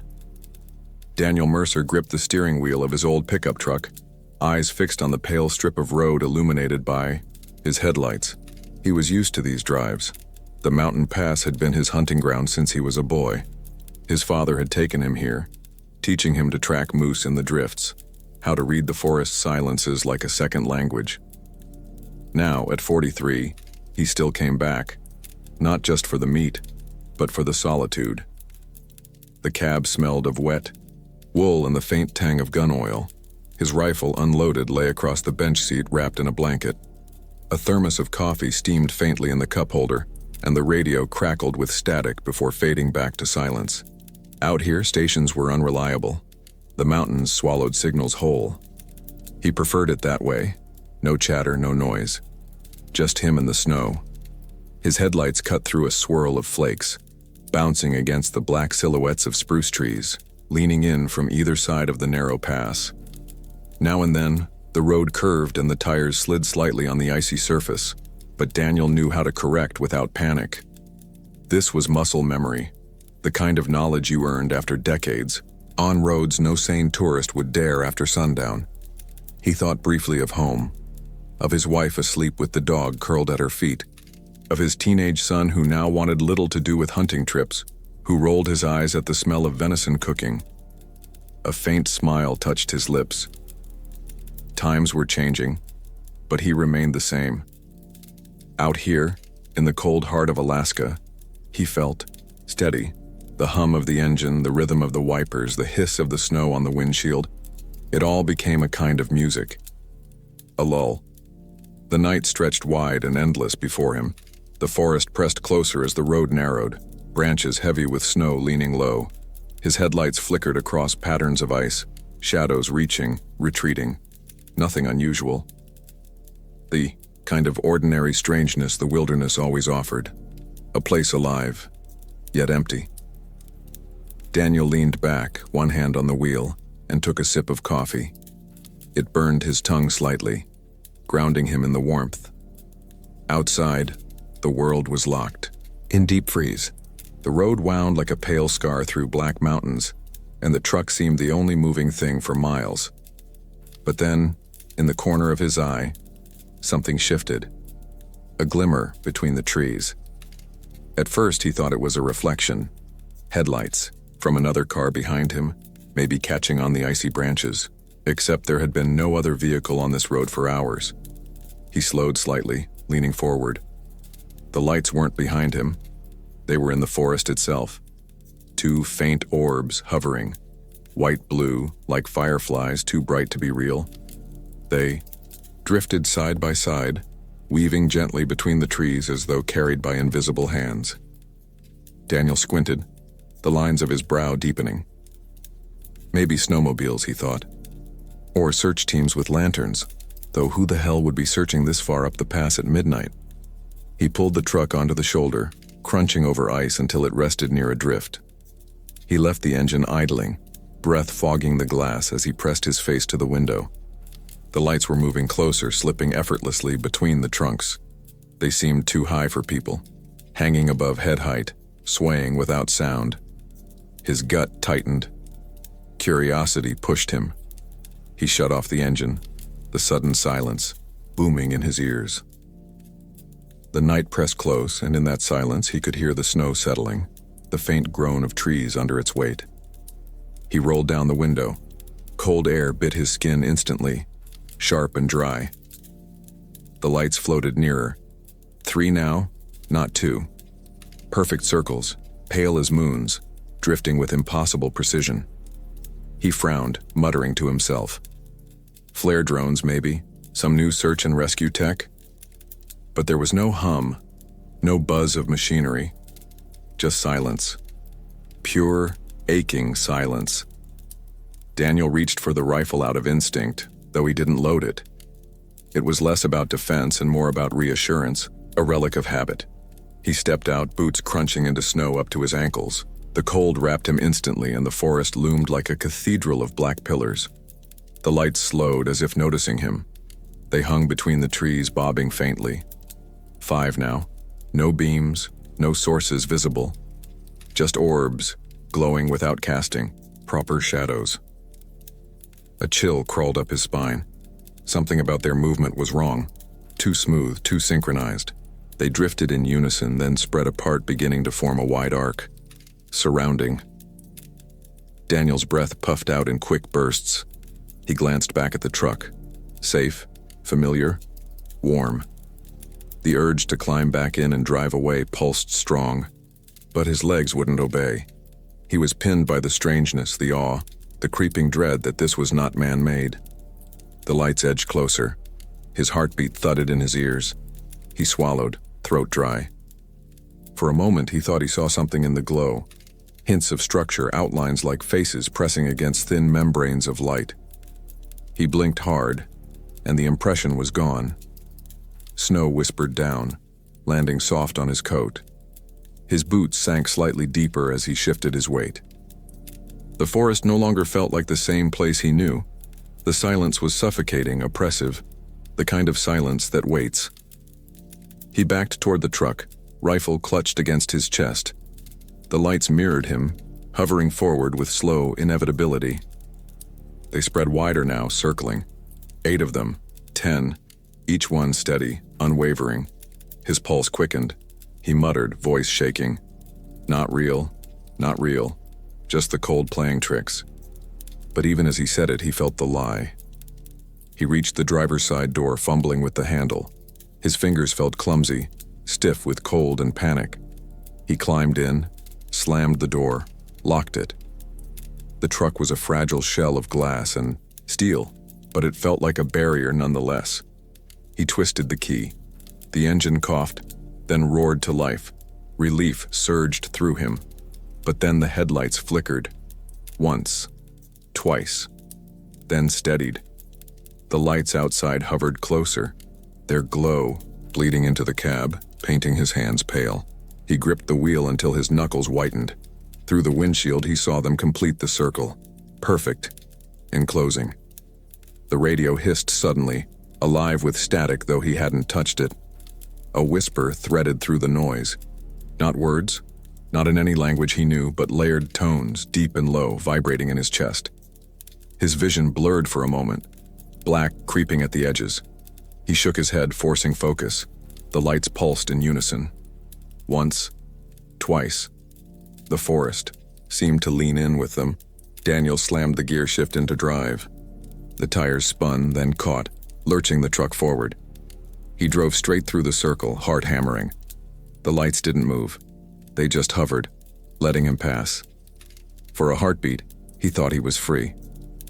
But in the rearview mirror, he saw them shift. Slowly, deliberately, they began to follow. He pressed harder on the accelerator. The truck rattled over the icy road, engine straining. The headlights cut through the dark, but behind him the orbs kept pace, gliding silently above the snow. His breath came ragged. Sweat chilled his skin despite the freezing cab. He risked another glance. The lights were closer now, impossibly fast, gaining without effort. He gritted his teeth, muttering curses under his breath. The radio crackled again. This time the whisper became clearer, shaping into syllables that bent and broke like voices underwater. He caught fragments, sounds that seemed to claw at memory. His name perhaps stretched and warped. The wheel jerked in his hands. He fought to keep control as the truck fishtailed. The lights surged to either side, flanking him. For a moment, he felt as though he were flying through some vast tunnel of pale fire, the forest erased by glow. Panic became raw instinct. He slammed the brakes, the truck skidding sideways across the ice. It screeched, spun, and came to a stop at the edge of the road, snow spraying high. The lights froze with him, encircling once more. His chest heaved. Hands shook violently. He raised the rifle now, half crazed enough to fire, though it was still unloaded. He aimed through the windshield at the nearest orb. His finger pulled the trigger with a hollow click. The light pulsed once as if mocking him. Then all of them surged closer. The cab filled with searing white, drowning detail, erasing edges. He screamed, covering his eyes. The sound of his own voice barely reached his ears, swallowed by a humming vibration that seemed to come from inside his skull. And then, darkness, silence. When he opened his eyes, the lights were gone. The truck sat idling, headlights steady. The forest was empty, the road ahead pale and endless once more. Daniel gasped, gulping air as though he'd been underwater. His hands trembled violently on the wheel. He scanned the mirrors, the trees, the snow. Nothing. Just the night. He forced the truck into gear and drove. He didn't stop until the pass was behind him, until the distant glow of town lights broke, the horizon.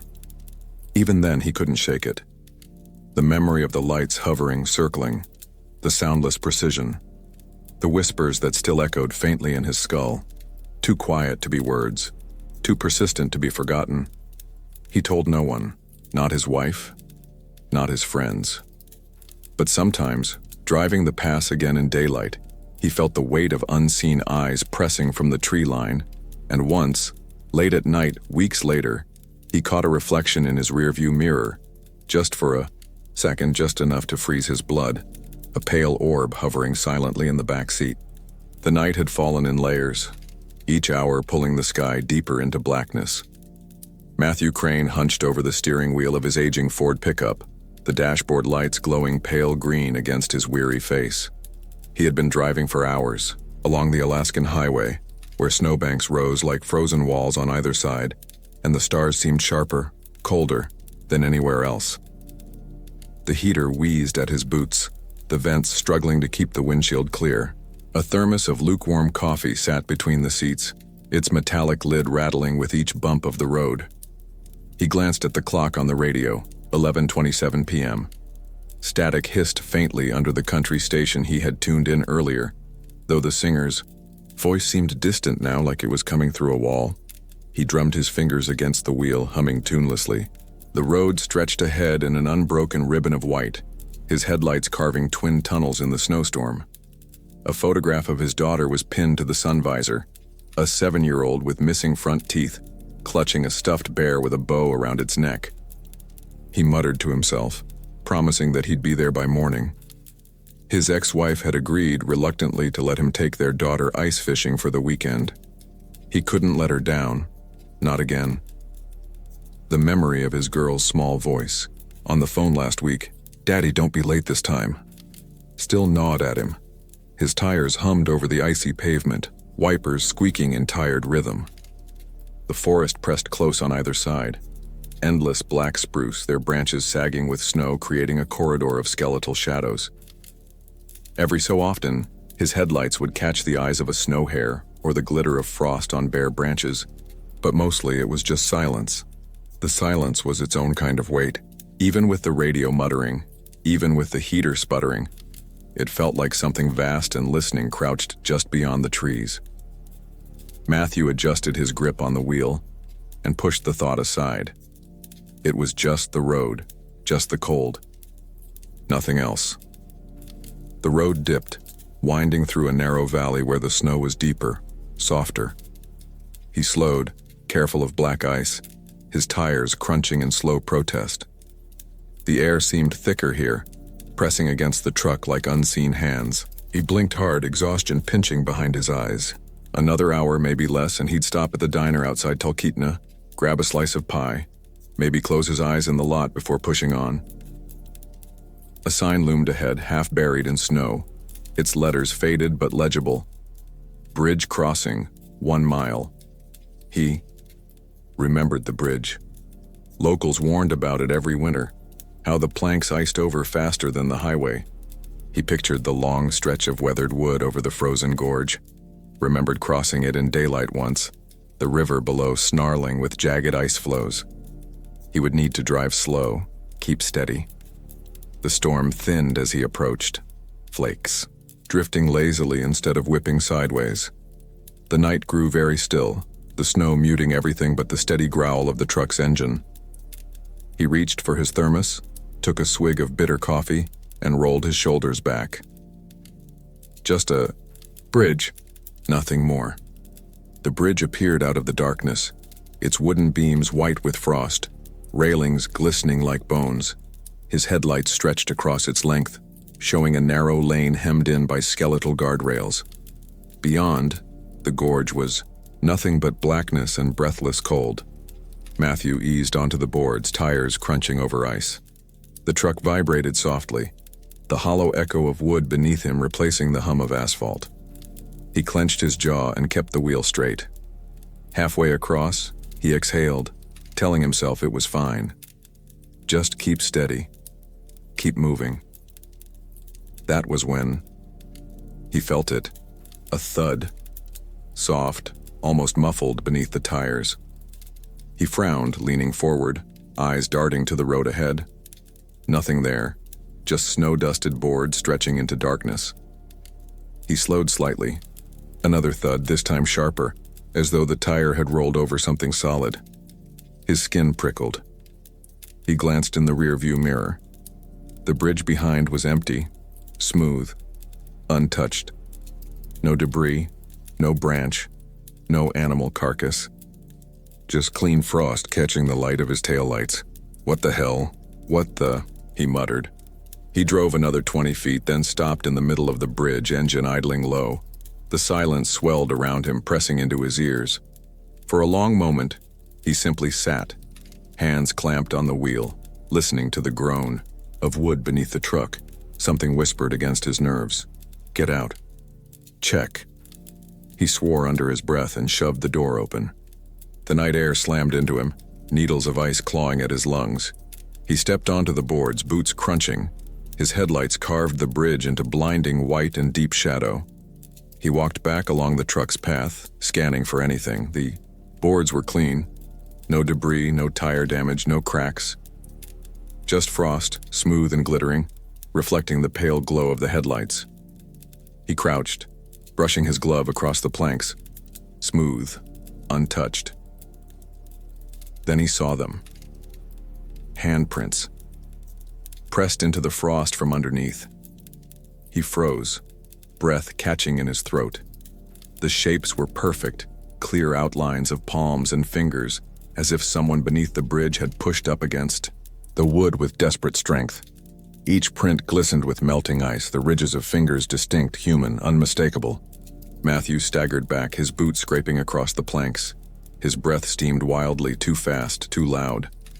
He turned in a slow circle, staring into the darkness over the railings. The gorge below was a black mouth, swallowing sound. No movement, no voices, just stillness. He backed toward the truck, heart hammering. Another thud shivered through the boards.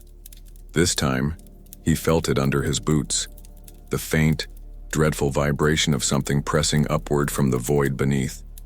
He bolted for the cab, yanking the door shut, fumbling with the gear shift. His hands trembled violently as he slammed the truck into drive and pressed the accelerator. The tires spun for a second on the frost, then gripped. The truck lurched forward. Behind him, something struck the underside of the bridge, loud, heavy, as though fists the size of dinner plates were hammering from below. The boards shook, reverberating through the frame of the truck. He gunned the engine, wheels screeching as the truck roared toward the far end of the bridge. But the pounding followed him, blow after blow, rattling the boards, rising in tempo, like dozens of hands slamming upward in unison. His teeth clacked together, the wheel jerking in his grip. He could hear it even over the engine, the sickening sound of wood splintering, of something forcing its way up. At the far end, the bridge seemed impossibly long, stretching further than it had looked before. His headlights barely reached the end, the boards shimmering endlessly beneath him. Panic clawed at his chest. He pressed harder on the pedal, the engine wailing. Something slammed directly beneath the cab. The truck jolted violently, lifting, slightly as though shoved from below. His head cracked against the ceiling, stars exploding across his vision. He cried out, wrestling with the wheel. The truck fishtailed, tires skidding against frost, but he managed to straighten it. Then, silence. The pounding ceased. The bridge hummed beneath the tires, but no blows came, just the hollow echo of wheels on wood. He blinked, sweat from his eyes, his body trembling. Maybe it was over. Maybe it was in his head. A crack split the air. He looked in the mirror. The boards behind him were splintering, frost exploding upward in showers. Dozens of pale hands clawed through the gaps, grasping blindly at the air. Fingers curled, nails scraping wood, skin white and slick with frost. Arms pushed higher, shoulders emerging, torsos writhing as shapes clawed their way upward. Matthew screamed, flooring the accelerator. The truck leapt forward, roaring down the final stretch. His vision tunneled, everything narrowing to the snow-caked end of the bridge. The boards rattled beneath him, more cracks splitting open, the sound of shrieking wood filling the night. The shapes swarmed just behind his taillights, dozens, no, hundreds, of frost-coated bodies writhing from the gorge below. Their faces were blurred, mouths open in silent screams, eyes black as the abyss. Fingers scraped along the planks, leaving trails of splintered wood and frost. The truck burst off the bridge onto solid asphalt. The pounding stopped instantly. The silence was deafening. Matthew didn't slow.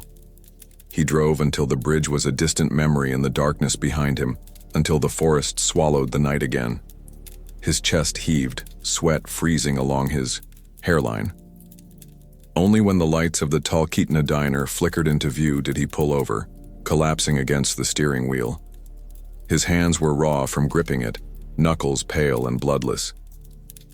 Through the windshield, the diner glowed warm, almost unreal in the snow. A handful of trucks sat parked outside, steam rising from their hoods. Ordinary, safe, alive.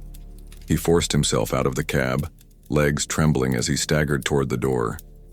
Inside, the chatter of late-night patrons filled the air, the clatter of plates, the smell of fried food and coffee.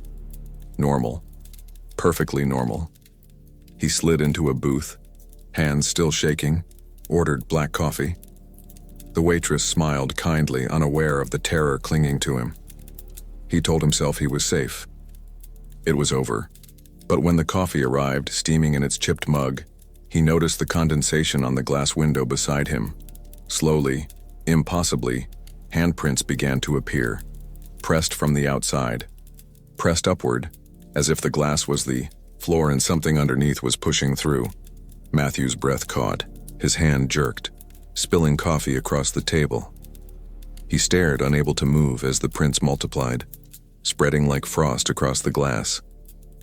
And though he never returned to that bridge, he sometimes wondered, in sleepless hours long after, whether the road had ever really let him go, or whether something still rode beneath his tires waiting for another crossing. The cab of the truck was warm, almost too warm, the heater humming against the vast cold that pressed against the windshield. Matthew Cole leaned forward over the steering wheel, squinting through the endless whiteness that swallowed the Alaskan highway. It was late, later than he'd meant to drive, but the delivery was behind schedule and he couldn't afford to stop now. The snow had eased a few hours back, leaving behind a world glazed in silver. His headlights caught the road, the reflective markers gleaming like ghostly eyes staring back at him, mile after lonely mile. He reached for his thermos, the steel, warm against his palm, and unscrewed the cap with one hand. Steam curled upward, fogging the already frosted cab window. The bitter coffee scalded his tongue, but he welcomed the sting. It kept him awake, kept him grounded. The radio, little more than static most of the time out here, managed to drag in a faint country station. A soft drawl about lost love and whiskey drifted beneath the low hum of the tires. Matthew had been doing this run for nearly a decade. Anchorage down through the spine of Alaska's empty roads, hauling supplies to remote towns that most tourists never saw. Nights like this were routine. He had stories of moose stepping out of nowhere, of wolves pacing the edge of his headlights, of snow so thick it looked like driving through cotton. But tonight was quiet. A strange, almost holy quiet. No animals, no wind, just the hum of the truck, the thin voice on the radio, and the rhythm of his own breath. He rolled his shoulders, glanced at the dashboard clock, 12:17 a.m., and thought about home. His wife, Christine, was probably asleep by now. She hated the long hauls, hated the stretches when he was gone, but the pay kept them afloat. Their son was almost old enough for college. Maybe once tuition was covered, Matthew could cut back. He imagined a smaller truck, shorter routes, maybe even retiring. It was a comforting thought, and he let himself sink into it, following the endless ribbon of road stretching into darkness. The landscape was stark, but beautiful. Tall spruces, heavy with snow, their shapes bending under the weight. The sky overhead was a bruised canvas, the moon a smudge of pale light hiding behind thin cloud cover. The road wound like a black scar through it all, lonely, endless, but steady beneath his tires. The world felt suspended, frozen in glass, perfectly still. But then the fog came. At first it was nothing, just a low veil in the distance, a pale smear across the highway, common enough in these valleys. He slowed, cautious, but not worried. The truck dipped into it, headlights dissolving into the milky air, the world shrinking to a bubble barely 20 feet wide. The music on the radio warbled once, twice, then cleared. Matthew adjusted the dial with one hand, his other steady on the wheel. The fog thickened. It pressed against the glass in waves, rolling over the hood like smoke. He frowned. Something about the way it moved. It didn't drift with the wind as fog should. Instead, it pulsed. Thick, heavy breaths. Inhaling, exhaling, as though the night itself had lungs. He leaned forward, wiping the condensation from the windshield with the back of his sleeve. The truck slowed almost to a crawl, 10 miles an hour, maybe less. His headlights showed nothing but endless gray, shifting, churning. The road vanished, edges swallowed whole. Matthew gripped the wheel tighter, pulse climbing. His breath fogged the air inside the cab, merging with the world outside until he couldn't tell where one ended and the other began. He lowered the window a few inches, cold air knifed in, bracing, real. He leaned his ear toward the gap, listening past the engine, past the tires crunching slow against the frozen road. And then he heard it. A whisper. Faint.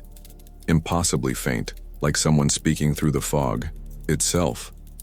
Not one voice, but many, layered, overlapping words tangled until they were meaningless. He froze, eyes darting into the mist. The voices wove through the night like threads of sound, slipping into his ears, into his bones. Matthew jerked the window shut and flicked the radio louder, drowning them out. The drawling country voice bled into static again, hissing, screeching, then fading back into nothing. He muttered a curse under his breath, knuckles white on the wheel. It was just the fog, he told himself. Just the way sound carried. He'd been driving too long, too late. His mind was playing tricks, that was all, but the fog wasn't letting go. It grew denser, heavier, until even the hood of the truck seemed to dissolve. The breath-like motion deepened, each pulse pressing against the cab like invisible hands. His chest tightened. He eased his foot off the gas, heart thudding hard against his ribs. Something shifted in the mirror. He caught it in a glance. Just for a second. A figure. Tall, thin, barely a silhouette against the swirling gray.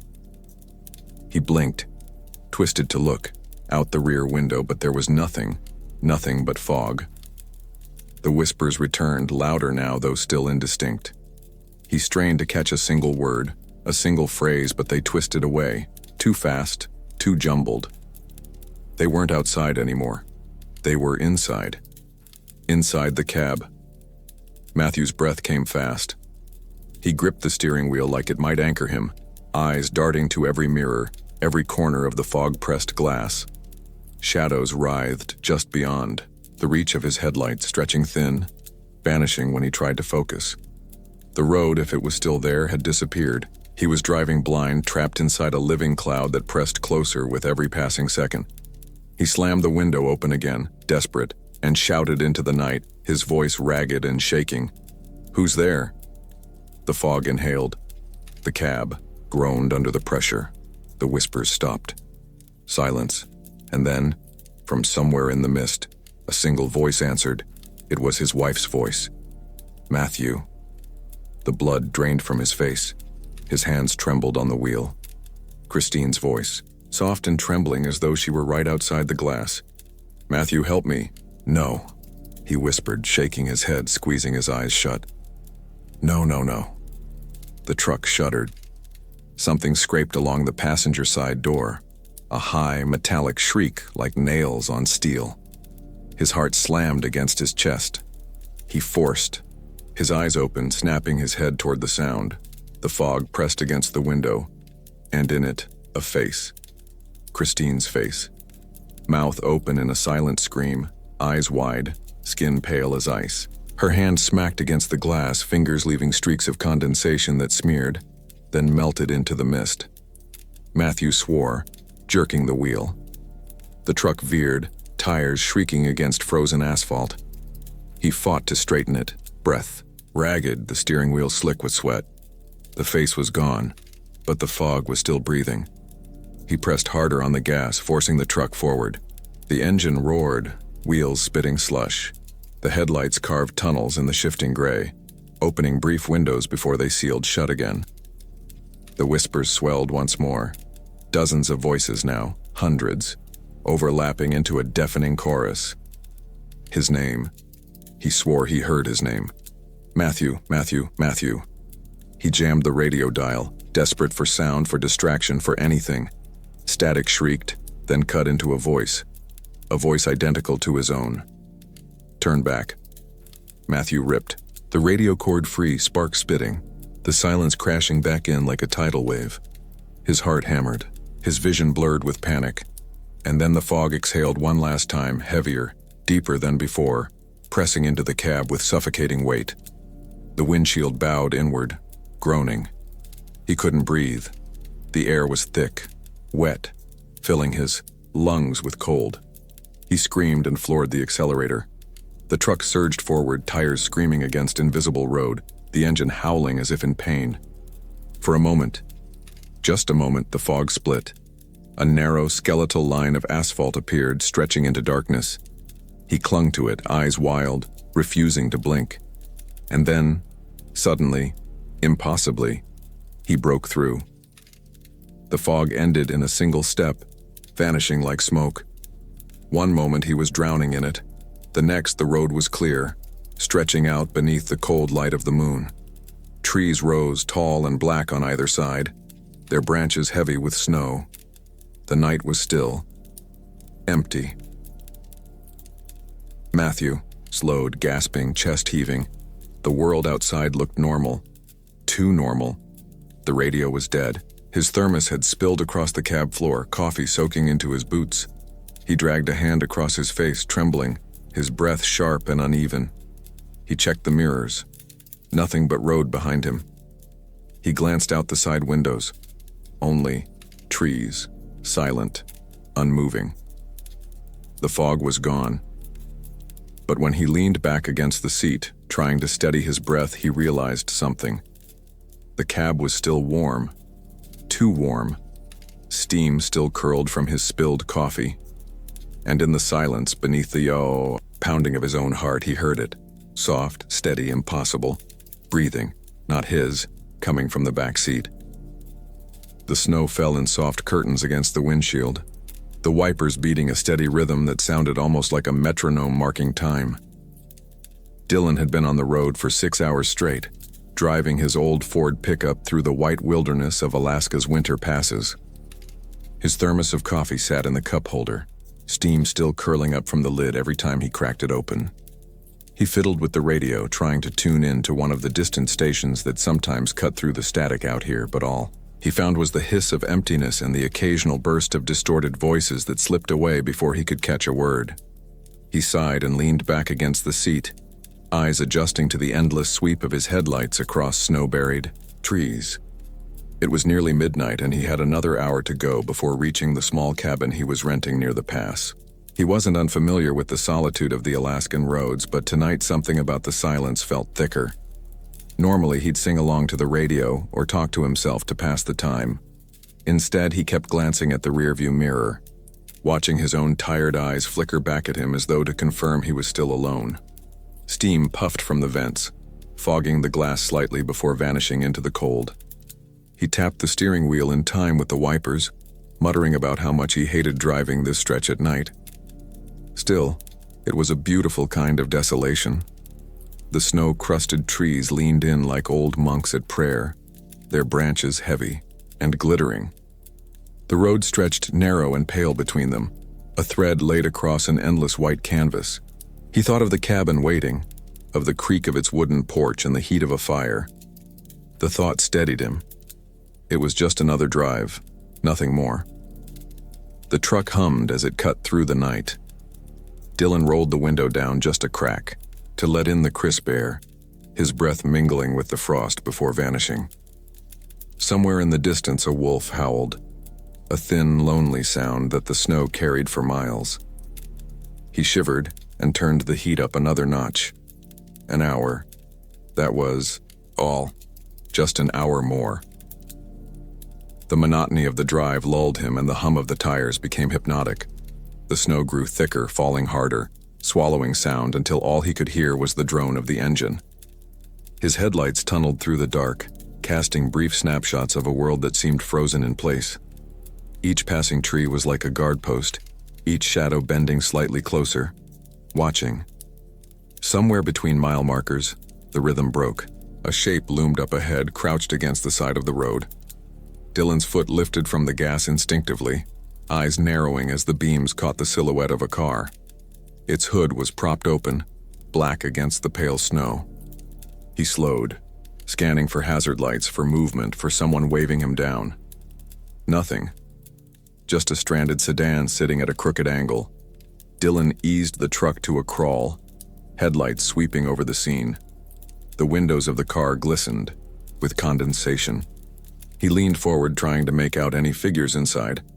His stomach tightened when he noticed 2 coffee cups resting in the holders between the front seats, steam curling up into the cold air. They were recent. Someone had been here minutes ago. He shifted into park, engine rumbling low. His instincts told him to keep going. Out here, people usually carried their own backup plans, but something about the sight of those cups, still steaming, gnawed at him. He killed the headlights, plunging the road into an almost unbearable darkness, then flicked on the flashlight from his glove box. The beam cut through the snow, landing on the car's open hood, then sliding across the interior. No movement, no sound. "Hello?" His voice cracked against the emptiness. "Anyone here?" Nothing answered him but the whisper of snow. He climbed out, boots crunching down into the icy crust. The cold bit into his skin immediately, wind slipping fingers beneath his jacket. The smell of metal and gasoline hung faintly in the air, mixed with the sharp tang of snow. He walked closer, shining the light into the sedan. Half-empty coffee cups, the rims still fogged. A folded map on the passenger seat, edges curling with damp, jackets thrown in the back like they'd been shed in a hurry. But no people, not a trace. Dylan turned slowly, scanning the snow. That's when he saw them, footprints leading away from the car, pressed deep into the powder. He crouched, brushing fresh flakes aside. 2 sets, maybe 3. They moved off toward the tree line. He followed them with his beam until the trail suddenly stopped. Just a few yards from the road, the prints ended mid-snow, vanishing as though the walkers had been lifted straight up into the air. A chill spread through Dylan that had nothing to do with the wind. He stepped back, heart thudding, eyes darting to the woods. Black trunks rose like pillars, their tops lost in swirling snow. He strained his ears, listening. Nothing but the hiss of wind and his own pulse hammering. He told himself they must have turned back, the rest of the trail hidden under the fresh snow. But when he circled, shining his light at every angle, there was nothing. Just those prints ending in an unfinished march into the void. A loud crack split the silence. Dylan spun, flashlight trembling in his grip. A branch snapped somewhere deeper in the forest. He held his breath, waiting, but no figure emerged. The trees leaned in, shifting under the weight of snow, shadows bending as though alive. He backed toward his truck, every step careful, eyes never leaving the tree line. His breath plumed in quick bursts, the flashlight beam shivering with each tremor of his hand. The steaming cups burned in his memory, so fresh, so recent. Whoever had been here was gone, and the snow had swallowed them whole. He climbed back into the cab, slamming the door harder than he meant to. The truck's interior was suddenly too small, too quiet. He fired the engine, headlights sweeping across the car again. The cups gleamed in the beam, ghostly. Dylan shifted into drive, ready to leave it behind, when something flickered in his rearview mirror. A shadow. A figure standing just at the edge of the road, pale against the trees. He jerked around, eyes wide, but the road behind was empty. Nothing but falling snow. His throat went dry. He told himself it was just exhaustion. He'd been driving, too long, the shadows playing tricks on him. He took a shaky sip of coffee, forcing the bitter warmth down his throat. The wipers swiped again, clearing the windshield, and he pressed the accelerator. The truck lurched forward, tires crunching, over fresh powder. He would not stop again. The road narrowed as he climbed higher into the pass, walls of snow piling on either side. His headlights carved a thin ribbon through the dark, every tree seeming to bend closer. His pulse refused to settle.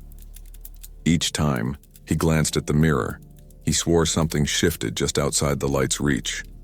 A whisper of static rose on the radio, cutting into the silence. He startled, hand darting for the dial. The static grew louder, voices threading through, distorted and warped. He twisted the knob frantically, but the voices only sharpened. A man's tone, low and urgent. A woman, laughing high and broken. Words he couldn't quite catch, fragments swallowed by static. Behind you. Don't stop. Cold, so cold. Dylan slammed the radio off. The cab fell into suffocating silence. His hands tightened on the wheel until his knuckles whitened. The road curved ahead, vanishing into swirling snow. A shadow darted across the headlights. He braked hard, tires screeching against the ice. The truck fishtailed, skidding before catching itself. His breath came in ragged gasps. He leaned forward, scanning the road. Nothing. No animal. No figure. Just the endless drift of snow. The silence pressed heavier now, broken only by the hiss of wind. He forced the truck forward, every nerve screaming. The air felt denser, colder, as though something unseen had slipped into the cab with him. He glanced at the passenger seat. Empty. Still, the sense of presence gnawed at him. When the forest broke, opening into a stretch of exposed road along the ridge, his headlights caught something that froze him to the bone. Another car, identical to the stranded sedan, sat ahead with its hood up. Steam curled from its cups inside. The map, the jackets, exactly the same. Dylan slammed the brakes, chest heaving. It was impossible. He'd left that car miles behind. Yet here it was, as if waiting. His flashlight trembled in his grip as he lifted it again, beam landing on the footprints leading away. And once more they stopped mid-snow. Something moved in the trees. He heard it before he saw it. Footsteps crunching, then silence. Then again, closer. The beam snapped to the woods, catching only falling snow and black trunks. His throat worked, but no sound came. Then from the corner of his eye, a shape leaned in the passenger window. A pale face pressed against the glass, eyes black and hollow. Dylan screamed, jerking the wheel as the truck swerved violently. The tires lost grip, spinning, sending the vehicle sliding sideways across the icy road. The headlights whipped, catching. Brief glimpses of white faces between the trees, dozens of them watching silently. The truck slammed into a snowbank, jolting him forward.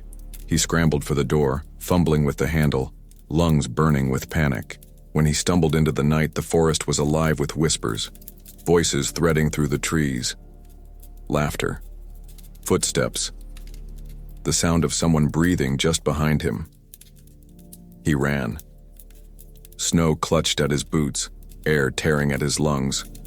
The whispers chased him, darting from side to side, sometimes ahead, sometimes behind. He looked back once and saw the footprints forming in the snow behind him, though no one walked them.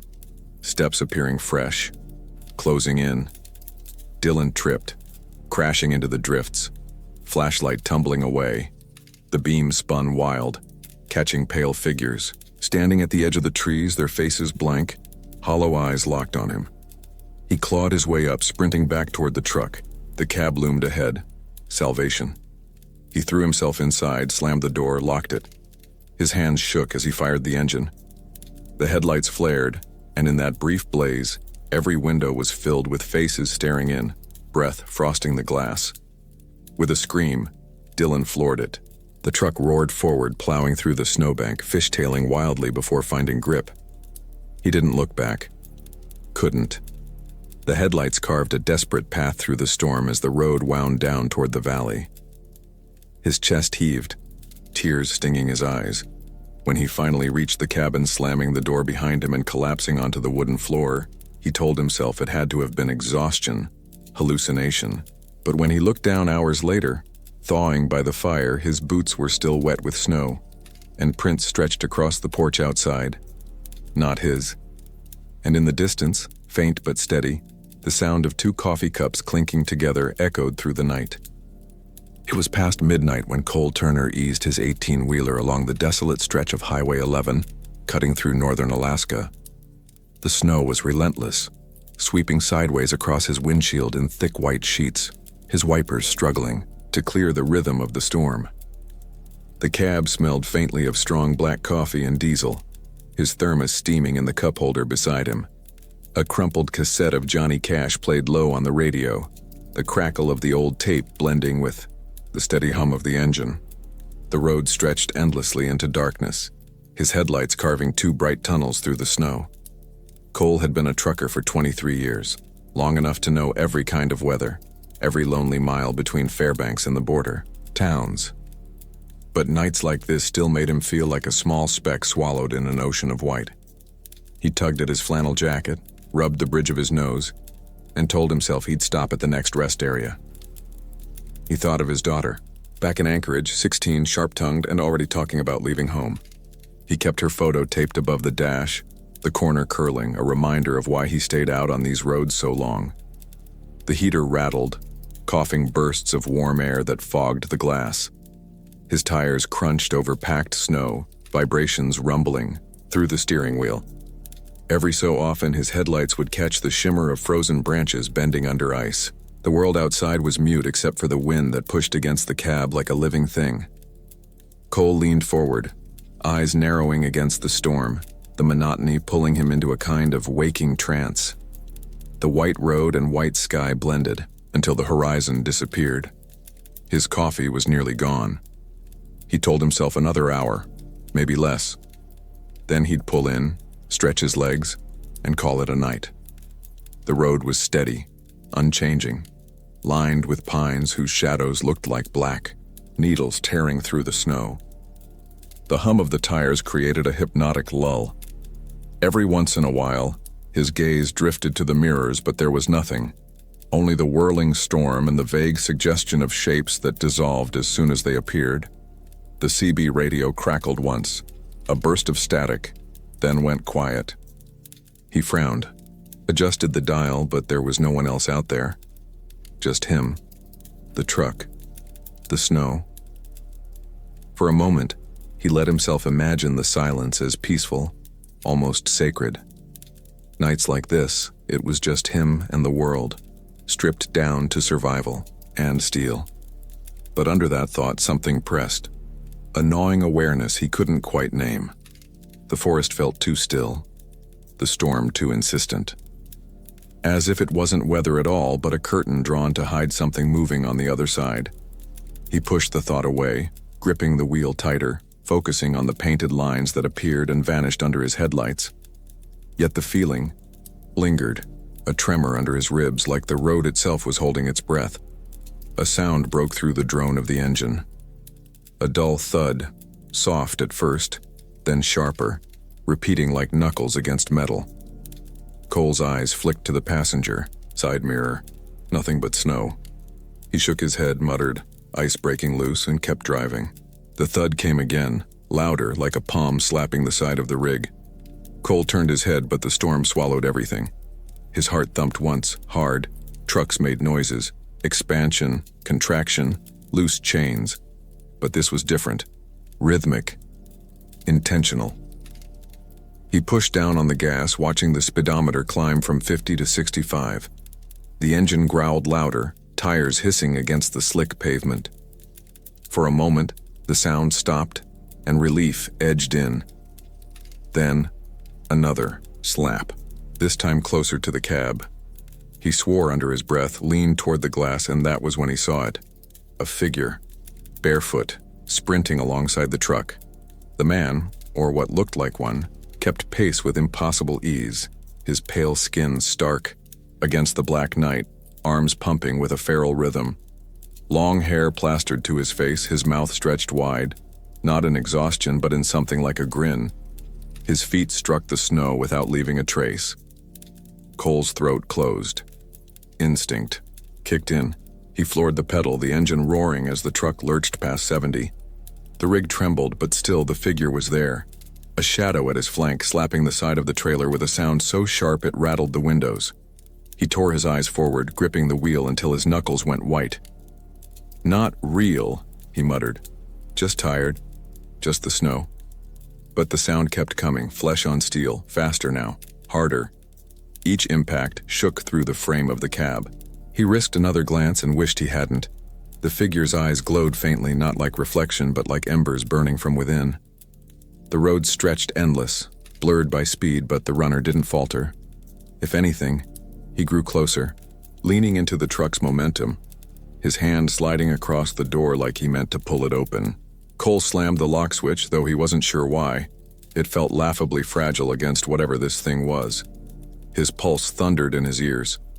He flicked the headlights to high, but the beams cut through only white snow, offering no escape. Come on, he muttered, eyes scanning for any sign of a turnout, a gas station, another vehicle. Nothing, just the storm and the endless trees. The figure slapped harder, each strike like a gunshot against metal. Cole's vision blurred, sweat slicking his palms despite the cold. He jerked the wheel, swerving slightly, hoping to shake it off. For a moment, the figure vanished into the snow. Relief flooded, sharp and thin, until the passenger side window, fogged with a handprint. Cole cried out, the sound torn from him raw.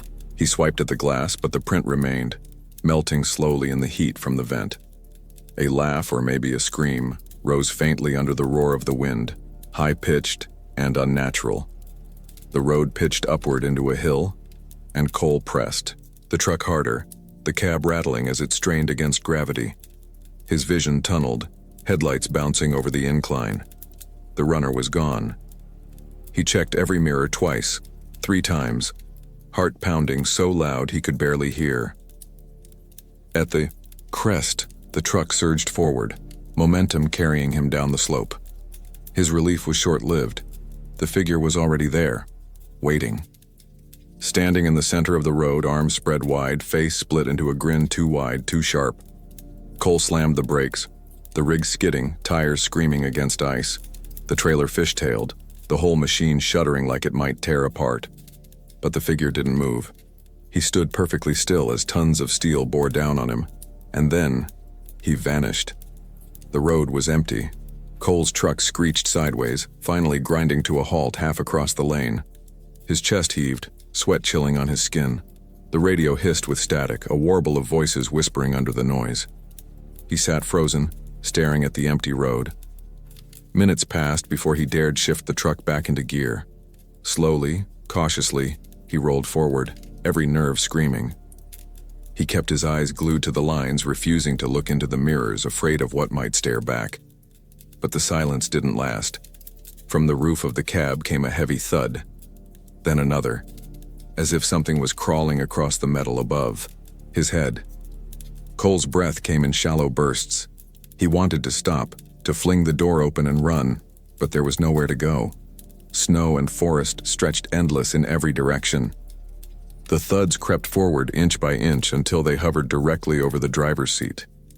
He could hear the faint scrape of nails against steel. His foot pressed harder on the gas. The truck barreled down the road, engine screaming, but the weight above him didn't shift. He whispered his daughter's name, a prayer and a plea. Then, the sound stopped. He risked a glance upward. The roof was silent, empty. The radio cleared, Johnny Cash returning mid-lyric, his voice calm, steady, almost mocking. Cole let out a trembling breath, shoulders sagging in shaky relief. That was when the windshield fogged. A face pressed against the glass from the outside, upside down. Grinning. Cole screamed, jerking the wheel. The truck swerved violently, snow spraying in high arcs. He didn't look again. He couldn't. He barreled forward blind, vision swimming, with tears, until the forest thinned and the faint glow of sodium lights broke through the storm. A rest stop. He pulled in too fast, brakes screaming, the truck finally shuddering to a halt.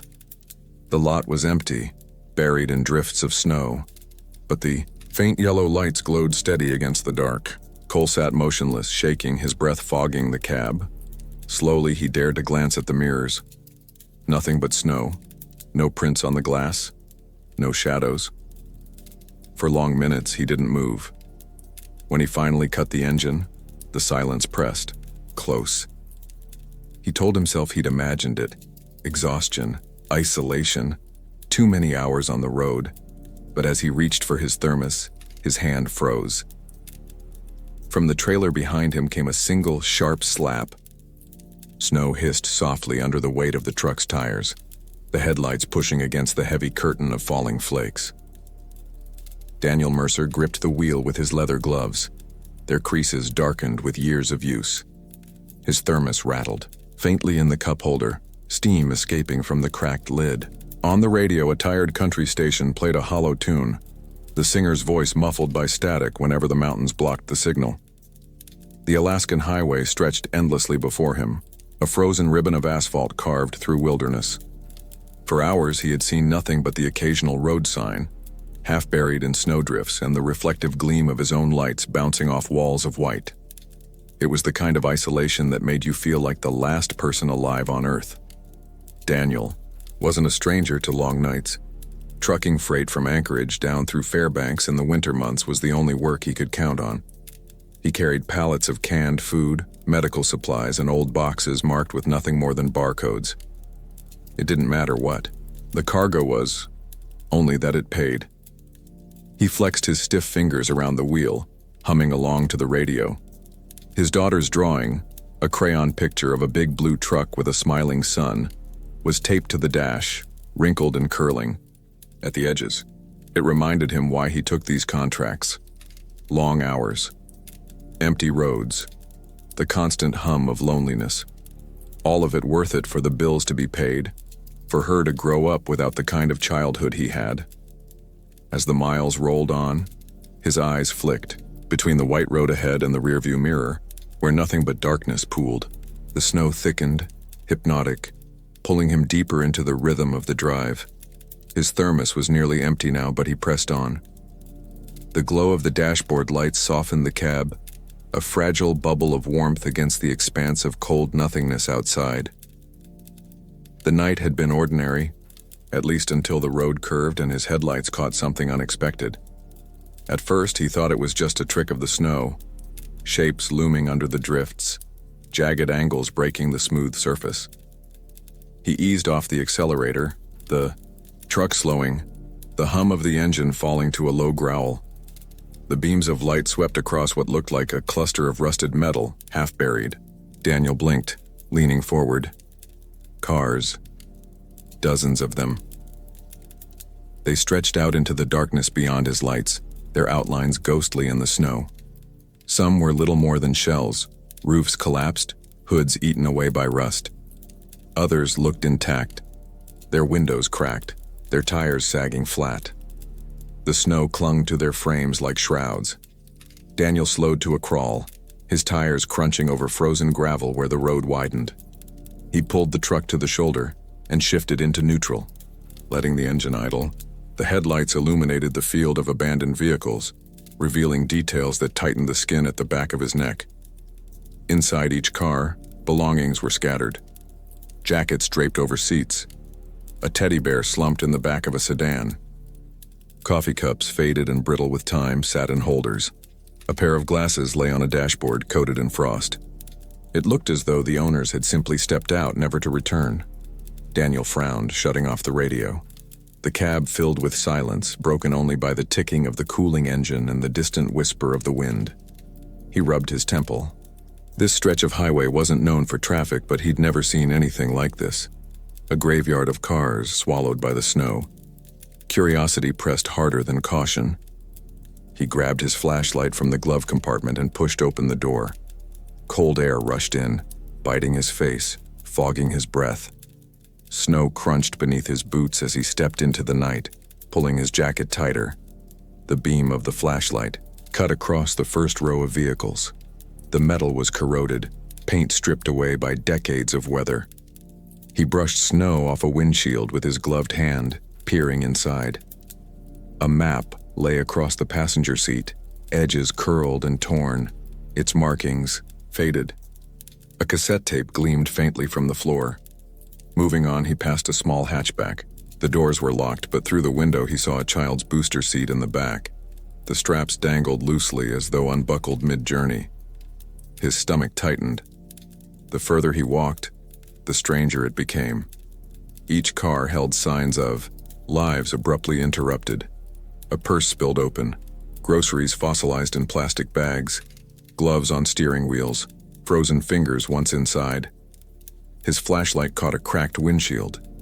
He stepped closer, leaning in. His breath fogged the glass, and for a moment he thought he saw his own reflection. Pale face, knit cap pulled low, flashlight in hand. But something was wrong. The reflection was smiling, his blood iced over. He stumbled back, nearly dropping. The light. He stared again, heart hammering. The glass was cracked, distorting shapes, but it was unmistakable. The figure staring back at him was not him. The smile stretched too wide, the eyes hollow pits. And yet the posture, the clothing, it mirrored him exactly. Daniel staggered away from the car, the beam shaking in his hand. The snow muffled every sound, but he swore he heard something else then. A faint creak, a whisper of metal shifting. He spun, the light darting across rows of cars. For an instant, he thought he saw movement behind the fogged windows. A shadow ducking low. A shape slumped that hadn't been there before. He cursed under his breath, backing toward the truck. The air felt heavier now, pressing on his chest. His boots sank deeper into the snow as if the ground itself wanted to hold him there.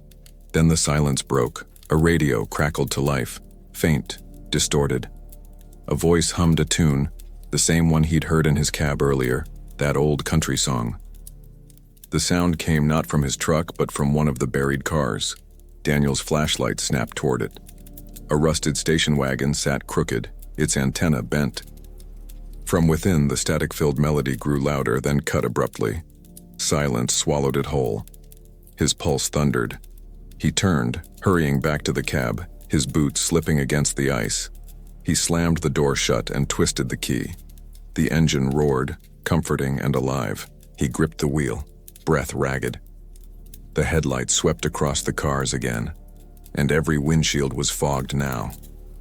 Every window seemed to hold the faintest shadow of someone inside. Rows and rows of silent passengers, staring. Daniel shoved, the gear into drive, his hands trembling. The truck lurched forward, tires spitting snow. He kept his eyes fixed on the road ahead, refusing to glance in the mirrors. He could feel it, though, the weight of unseen gazes pressing into his back. The radio in his cab screeched suddenly, static bursting through the speakers.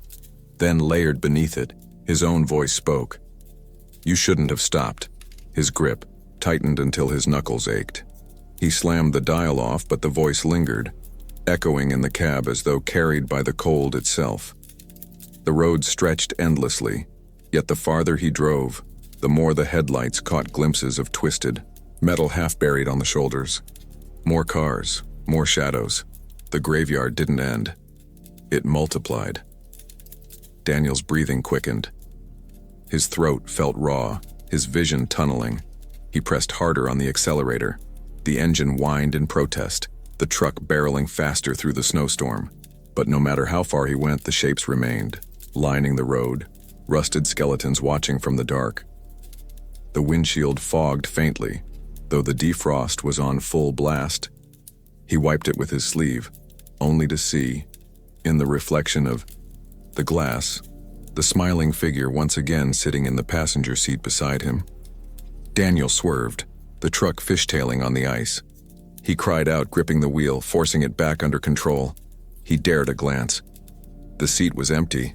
The smell of rust and old leather filled his nostrils. His body trembled. His mind clawed for reason, for explanation. A hallucination brought on by exhaustion. That was all. That had to be it. But then the radio whispered again, quieter this time. You'll join them soon. The words coiled into him, anchoring deep. He slammed his fist against the dial, the plastic cracking. He drove blind with fear, headlights, cutting through snow that never seemed to thin. Minutes bled into hours, or maybe seconds. Time had lost its shape. His eyes burned, tears freezing at the corners. The only certainty was the endless stretch of dead vehicles fading into the white. When the road finally curved, he saw something ahead. A break. The graveyard ended. Relief surged through him, bitter and fleeting. He pressed forward, desperate, for open highway. But as the curve straightened, his headlights revealed a sight that stole the breath from his lungs. His truck, parked crooked on the shoulder, engine idling, lights glowing, and inside, slumped against the wheel, was himself. Daniel screamed, slamming the brakes. The world tilted, snow and steel colliding as the truck skidded sideways, tires shrieking. The last thing he saw before impact was the reflection in the cracked windshield of the other truck, smiling, waiting. The snow swallowed the sound of collision. The graveyard of cars grew by one more, and on lonely Alaskan nights when the storm rolls heavy and headlights cut through the white, some drivers say they hear a voice in the static. Low, trembling, a warning too late. You shouldn't have stopped. The snow fell in soft, rhythmic curtains against the windshield, carried sideways by the biting Alaskan wind. Paul had his hand steady on the wheel, though his knuckles had long since turned pale against the leather grip. His wife, Dana, sat, curled in the passenger seat, her head propped against the window, eyes half shut as the frost on the glass framed her reflection. In the back seat, their 12-year-old daughter, Lily, hummed to herself, a faint melody that rose above the steady thrum of tires against slush. A thermos of coffee, still warm, rested in the cup holder between them, sending thin ribbons of steam upward. The family had been on the road since dawn, winding through the frozen valleys of the mountain pass, miles from the next sign of life. Paul's old Suburban rattled slightly on the uneven road, headlights slicing through drifts of flurries. Country music drifted faintly from the radio, the signal distorted now and then by static from the surrounding peaks. He tapped the dash when the needle on the fuel gauge flickered, but held firm at half a tank. The pass was nearly done, he told himself, just one last stretch before the road opened toward civilization again. Just one more tunnel to clear before the descent. He glanced in the mirror at Lily. She was bundled in 2 coats and a knit scarf, her nose pressed into a worn paperback, mouthing words as her lips moved along. There was comfort in the ordinariness of it, in the little hum of family life inside the cocoon of their car. Dana stirred and sipped from the thermos, grimacing at the strength. "Burned your tongue again?" Paul asked with a tired grin. "It tastes like mud," she muttered, but passed it back anyway. Paul chuckled, swallowing a bitter mouthful to keep himself alert. The road narrowed, curling toward a black hole carved into the mountain wall. The tunnel mouth yawned wide, snow crusting its upper rim like teeth capped in ice. Paul slowed slightly, the Suburban's beams throwing pale light into the waiting void. Lily looked up from her book, eyes flicking toward the darkness ahead. "Dad," she said softly, "it looks really long." "It's short," Paul reassured her, pressing his foot gently on the gas. "These old mountain tunnels always look worse than they are. We'll be out the other side in no time." The tires crunched over the frozen ground, echoing loud as the car slid into the hollow throat of stone. At first it was nothing unusual, smooth asphalt under them, the echo of engine and wheels bouncing back from damp rock walls. The headlights painted glossy streaks along the tunnel, surface water trickling in thin, shining veins. The radio signal gave a final gasp of static before dying completely, leaving only the hollow sound of their progress. The temperature seemed to dip, air damp and heavy. Paul flicked on the high beams, twin cones cutting through blackness, but they only seemed to dissolve into more shadow. Dana rubbed her arms, shifting in her seat. "Feels colder in here," she murmured. "It's underground," Paul replied. "Cold air settles." They drove on. A minute passed, then another. Paul frowned. The tunnel should have been short. He'd checked the map earlier, less than a mile, but the walls stretched on, unbroken, without the faint glow of an exit in. "Sight, Dad?" Lily's voice carried from the back. "Why aren't we out yet?" "Almost there," Paul said, but there was hesitation in his tone now. He glanced at the dashboard. The clock read 11:02. He kept his eyes forward, trying not to let the unease growing in his gut show. The normal rhythm of road travel should have lulled him, but instead something felt off.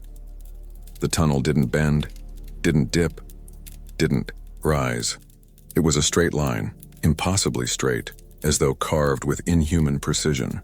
The sound of the tires seemed louder than it should, echoing in strange patterns, sometimes ahead of them, sometimes behind. The coffee no longer steamed. Dana reached for it, frowned, and set it back down. A low hum crept into the air, too faint to be the engine, too steady to be imagination.